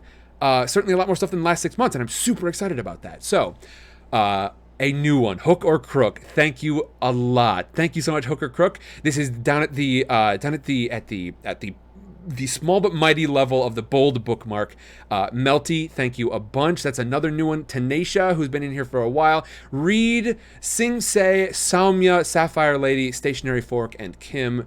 Y'all, I thank you so very much. At the next highest level, we've got the Pristine Pages, Mr. Halfbit, Jack, Little Lucy, Dan, Amy, Neens, and Holly. That's right, I see y'all. You're in here hanging out, and you're in here on Patreon. And frankly, I'm super thankful for both. Up at the next highest tier, our chapter champions. We've got Intikana, got Gwendog, Ashes in the Sun, Sparkle Lovegood, Daniel, Gems, Vicky, Allie, Orly Rose, and E. Thank you so very much. And at the very lowest level, we have got the Discord roles. You're gonna be able to see all the archives on Discord and the private patron library channels on Discord. At the $5 level, I just moved a lot of things down. The Discord role is now available to everyone, top to bottom. The behind the scenes stuff, I just moved this down so it's available at the Pristine Page level. You get the behind the scenes stuff. At the $10 level, the chapter champions, you have got access to the new projects that I'm going to be booting up, things like Shelf Confidence. Of course, up at the next highest level, which is our this was our highest level for quite a while. The Novel Nouveaux. I see Solderfish, Deb, Good Courage, Louise, thanks for hanging out tonight as well, Louise. And let's see, Marinver and Sander. Some of y'all who have been with me for a long time. And of course, then we have got up at the next highest level, the Shocking Sequels, which is a tier that was requested because y'all are absolutely buck wild. Jade Dragon and Dahlia up at the very highest level that I currently have. The Thrilling Trilogy, I suppose, could make an appearance. Because again, y'all are some buck wild individuals. You are true punk ruffians, and you're just here to roughhouse. And it's lovely. So thank you very much to all of you folks who have jumped in as patrons. If you want to know more, we have got the BF command that is for Book Fair. You can head on over there and check it out. And I really tell all of you to check it out regardless. Check out all the things that have come out before Book Fair, because all of those things are available to patrons and non-patrons alike, and that is going to be my system for the foreseeable future. We make things for everybody, and so patrons get to see them early, and then as of Book Fair, it's going to be a big release out into the world where y'all can see all the other stuff we've been working on. But head over to Patreon. I've got some fun behind-the-scenes stuff there. I've got episode 1 of Shelf Confidence, so you'll be able to catch up on that. I'm frankly, in the last 6 months, 1 month of that was on vacation. 1 month, multiple months of that has been just trying to recover from the YouTube stuff, and we've still managed to get some fun stuff up there. And so I'm really imagining that this year is going to be even better. Intikana says the merch is so cute. Intikana, you are 100% correct, and you can blame Holly Rose for that. You can definitely blame Holly Rose for that. Synthetic says YouTube doesn't matter. Sidecar Story's superior. Y'all, you've been absolutely delightful. Okay, now we get into the moment that kind of sucks, because now I have to say goodbye to Book Fair. I think we're going to be doing another one next year. I imagine the timing will be pretty similar. I like this sort of time of year for this. It means that if I've got new merch, it can end up sort of ideally, and I'm learning as much about the merch as y'all are. If there are any issues, I am going to absolutely do whatever I can to resolve those things. The more that I can sort of figure out, the better, and that will sort of influence how we change things up next year. But head over to Patreon, y'all. Even if you aren't sure about becoming a patron, even if you're sure you're not going to, there's stuff over there that you can't get in other places, and I hope that you'll check it out. And then at any level of patronage, everything from the bold bookmarks all the way up to the very top, you are all going to get access to all of the Book Fair videos that end up online. Some of these might be a little dubious because it is a paywall that is in front of a certain thing, so I might have to be careful, for instance, about like Animorphs. That was the big one that I'm not sure about, but the rest of these I believe should be up there. Dahlia says, but you're not gone forever. I'll just mention that you contemplated publicly making this a bi-yearly thing months ago. Just saying. I did, and I'm not sure. Right now, I think my estimate is definitely to call this it's definitely for right now to call this an annual event. I think as much as I would like, because it also takes the time to sort of like move in toward it, and I think I can either decide to do a second book fair in a year, or I can use that time that I would be prepping for the new book fair to try and make good on some of the projects that we've been working on, and have those up on Patreon for people who have jumped in during book fair, because I want Patreon to be a really fun place to be. And I appreciate that a ton. All of you folks who have made Book Fair just an awesome event. I will remind you all later tonight. There's going to be a post about it tonight. I'll be talking about it for the next week. If y'all want to do anything to help out the channel, maybe patronage is something that you would like to do but can't. Maybe it's something that you just, you're just not sure about. That's okay. You're still super welcome here. It does additionally help the channel if you clip things. Clips here on Twitch are super helpful for me. Go ahead, and the Book Fair channel is going to continue to be in the lobby for a while. I don't need context unless you want to give it just grab the link to whatever clips that you really enjoyed from Book Fair, throw those into the Book Fair channel over on Discord. I would be delighted to see what y'all enjoyed, and I would love to cut those into a big a big Book Fair highlights reel. Book Fair 2021, baby, we did it! The first of an annual event that I never ever saw myself having like events for Sidecar Stories. I was just reading to my sister back when this all started. I mean, for 2 years, right? Before this got any kind of like heat onto it. So head on over there, and don't forget, everybody, there are certain things that are available to all patrons, which include when I've got free time, whether it's just an extra stream that month or a regular stream that I'm going to be booting up every week. The patrons are going to be the ones that get to vote what we use that time for, what that block ends up being. And I imagine a lot of those ideas, a lot of the things on the vote will be something from Book Fair here. If you are a patron, actually, even if you're not, I'm going to have a poll that comes out tomorrow. I would love to see what y'all really enjoyed about Book Fair this year, so that I know what sort of stuff I can be planning for next year and what sort of stuff y'all really enjoyed for this one. Those polls will be on Patreon. And like I said, I just want to make it a fun spot. I think right now there's about 6 months of stuff, but it's a loose 6 months. Next year, there's over the course of this year, I just plan to fill that sucker up with good stuff. So I know I've got about 6 draft posts in there right now, just waiting a little bit of behind the scenes for Book Fair, a little bit of behind the scenes of a tour of the Chop Shop, my office now. Y'all, absolutely bonkers incredible this year. I loved this. I loved it. I would totally do another week of this if I could.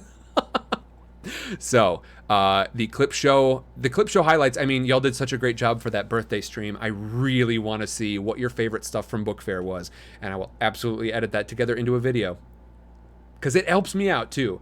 That and then going ahead and sharing around that link tree.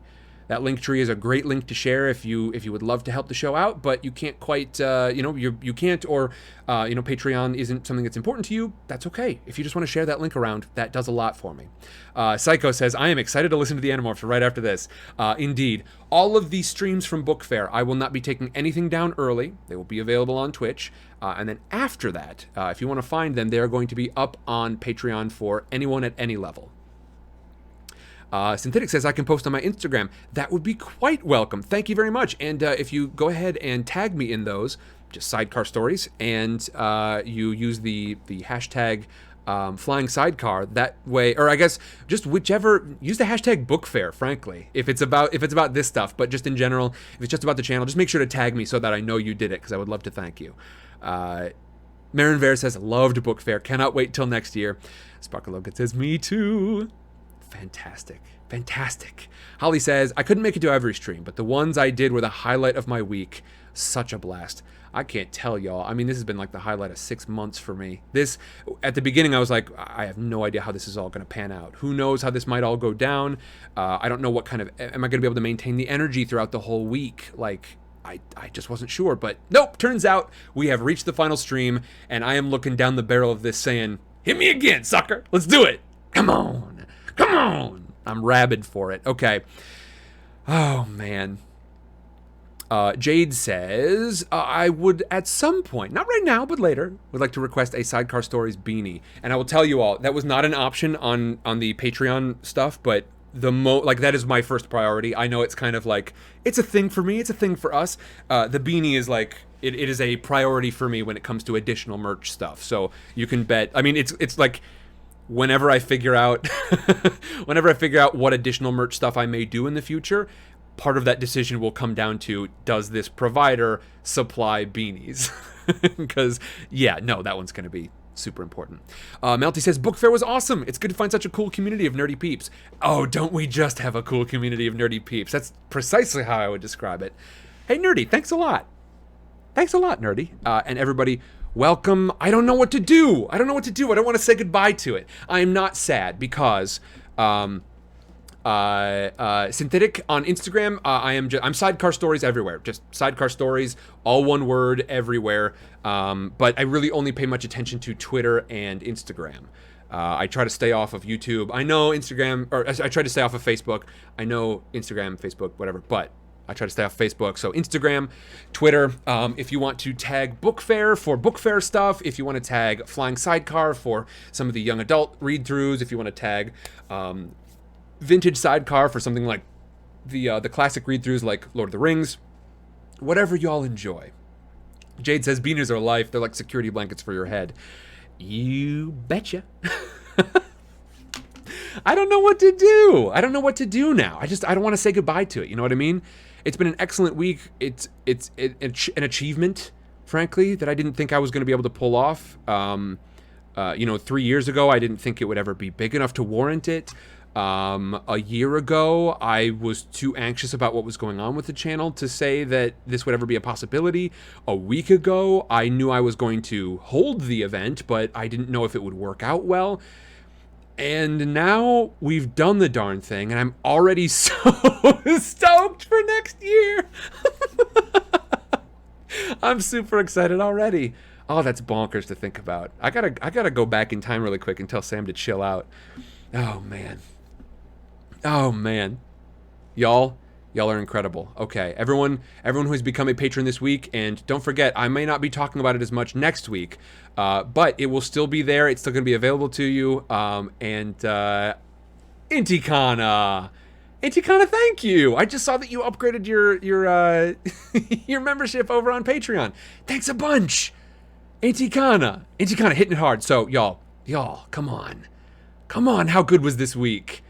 I'm so thankful for all of you. You are some wild fools, and I adore you.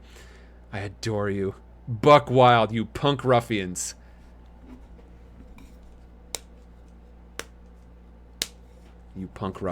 And hey, I mean, I've been thinking about this for a while, but I used to have this idea that I was going to call the patrons Storytime MC, like Storytime Motorcycle Club.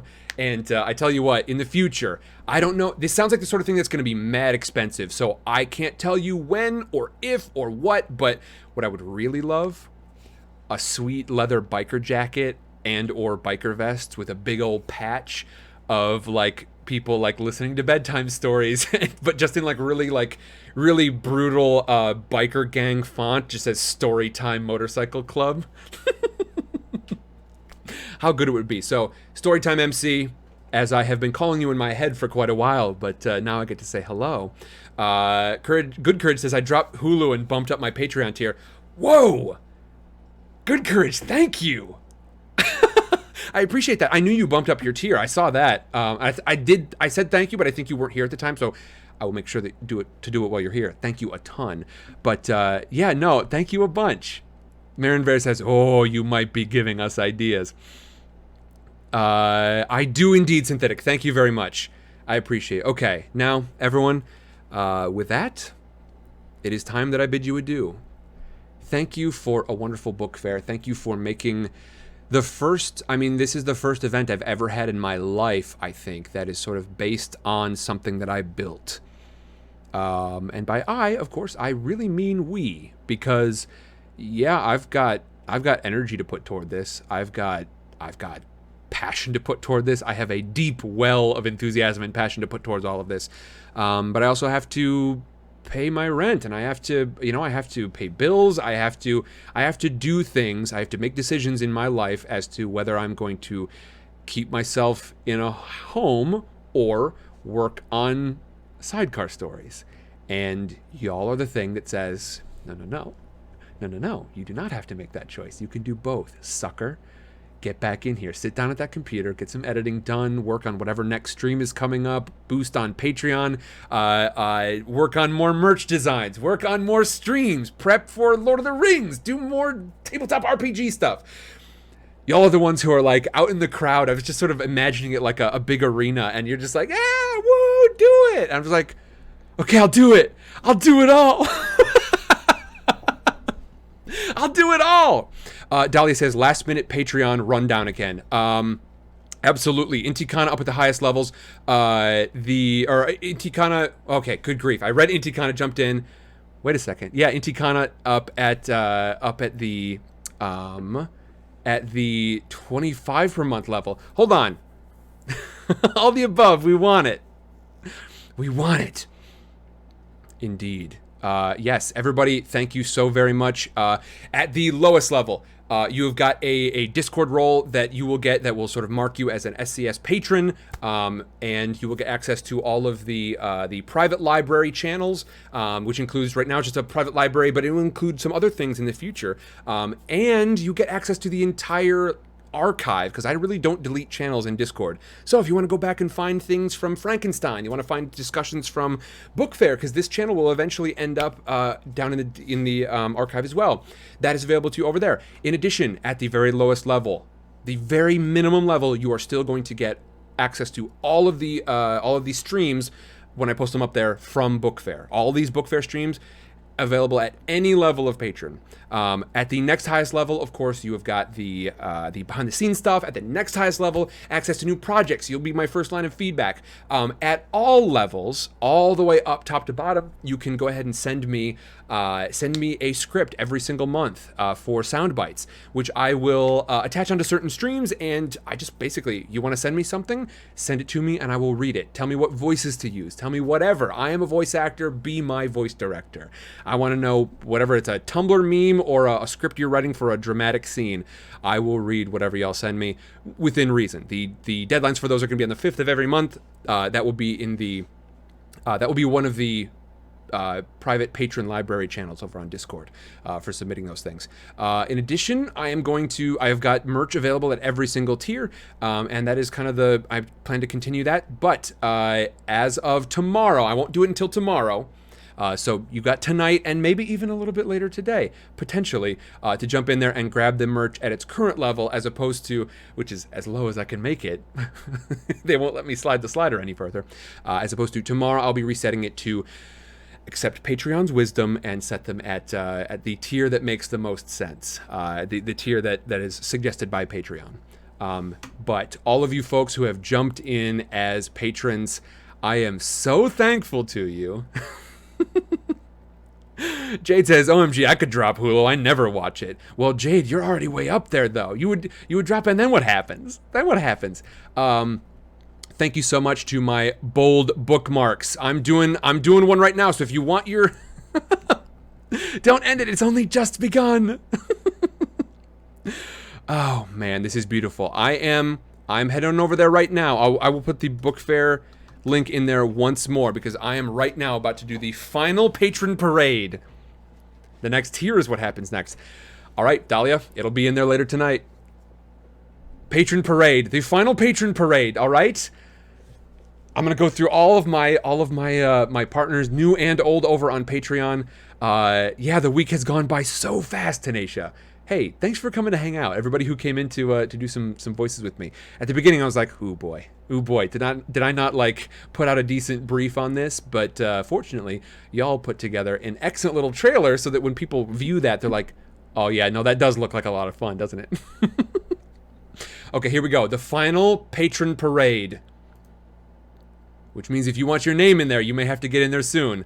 I'm gonna start up at the very highest level, and if it if it changes again before I shut the stream down, then of course I'll give you a shout out. Are you joking? Up at the very highest level, the current highest level, because it sounds like Dahlia has got sights set on new depths of new depths. What new depths? New heights of skullduggery, of swashbuckling. Up at the very highest level. Dahlia and Jade. Death Metal Dahlia and Jade Dragon up at the pinnacle on the mountaintop. Thank you both so very much. At the next highest level are Novel Nouveaux, Intikana, Solderfish, Deb, aka Eskar Lovett, Good Courage, Luis, Marinver, Sander. Y'all are incredible. I see y'all. You are in here. You're in here to hang out. You're in here to spend time. And you have been just ridiculously supportive, both on and off Patreon. At the next highest level, Chapter Champion, just one level underneath, we have got Gwendog. We've got Ashes in the Sun, Sparkle Lovegood, Daniel, Gems, Vicky, Allie D, Orly Rose, and E, the ever mysterious E. Thank you a bunch. Our pristine pages, we have got Mr. Halfbit, Jack, Lucy, Dan, Amy, Neens, and Holly. And then, of course, Mighty. our mighty bold bookmarks. Hook or Crook, Melted Plastic Bag, Tenacia, Reed, Sing Say, Soumya, Sapphire Lady, Stationary Fork, and Kim. Everyone, it has been just simply a delightful month. Just a preposterously fun time and a real great opportunity to try so many things. I hope y'all are over on Patreon, just checking things out. Or if you want to jump in, then maybe you can decide which one of these streams that we had this week you see again, because I would love to do more soon. Everyone, that is it for me this evening. I will see you all later. I will see you on Tuesday for Vintage Sidecar. I will see you on Wednesday, as we do, for Side Cannons! Tabletop RPGs, doing lots more world building. I will see you on Thursday for Flying Sidecar, where we are going to continue Percy Jackson. Dahlia says, I can't wait. And go rest after this whirlwind week, Sam. Y'all, just have a delightful time. Thank you so much. Bye-bye.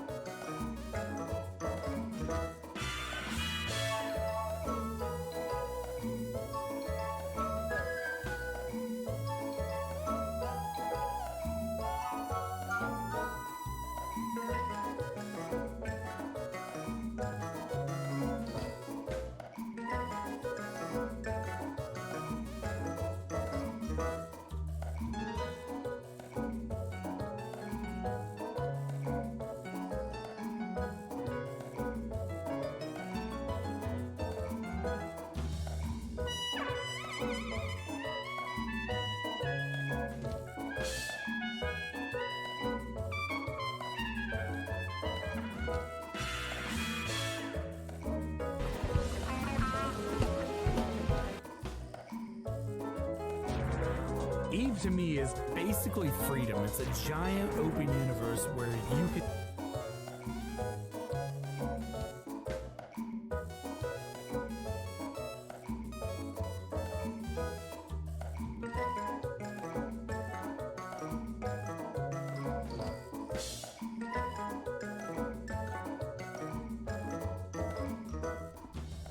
Hey y'all, welcome back. Book Fair Round 2, just joking. No, we have got, I just realized I got a friend online, so I'm gonna go ahead and we're gonna raid on over there. Ah, Dahlia's still here! Ah! Okay, now goodbye for real. I'll see y'all later. Bye-bye. Bye-bye.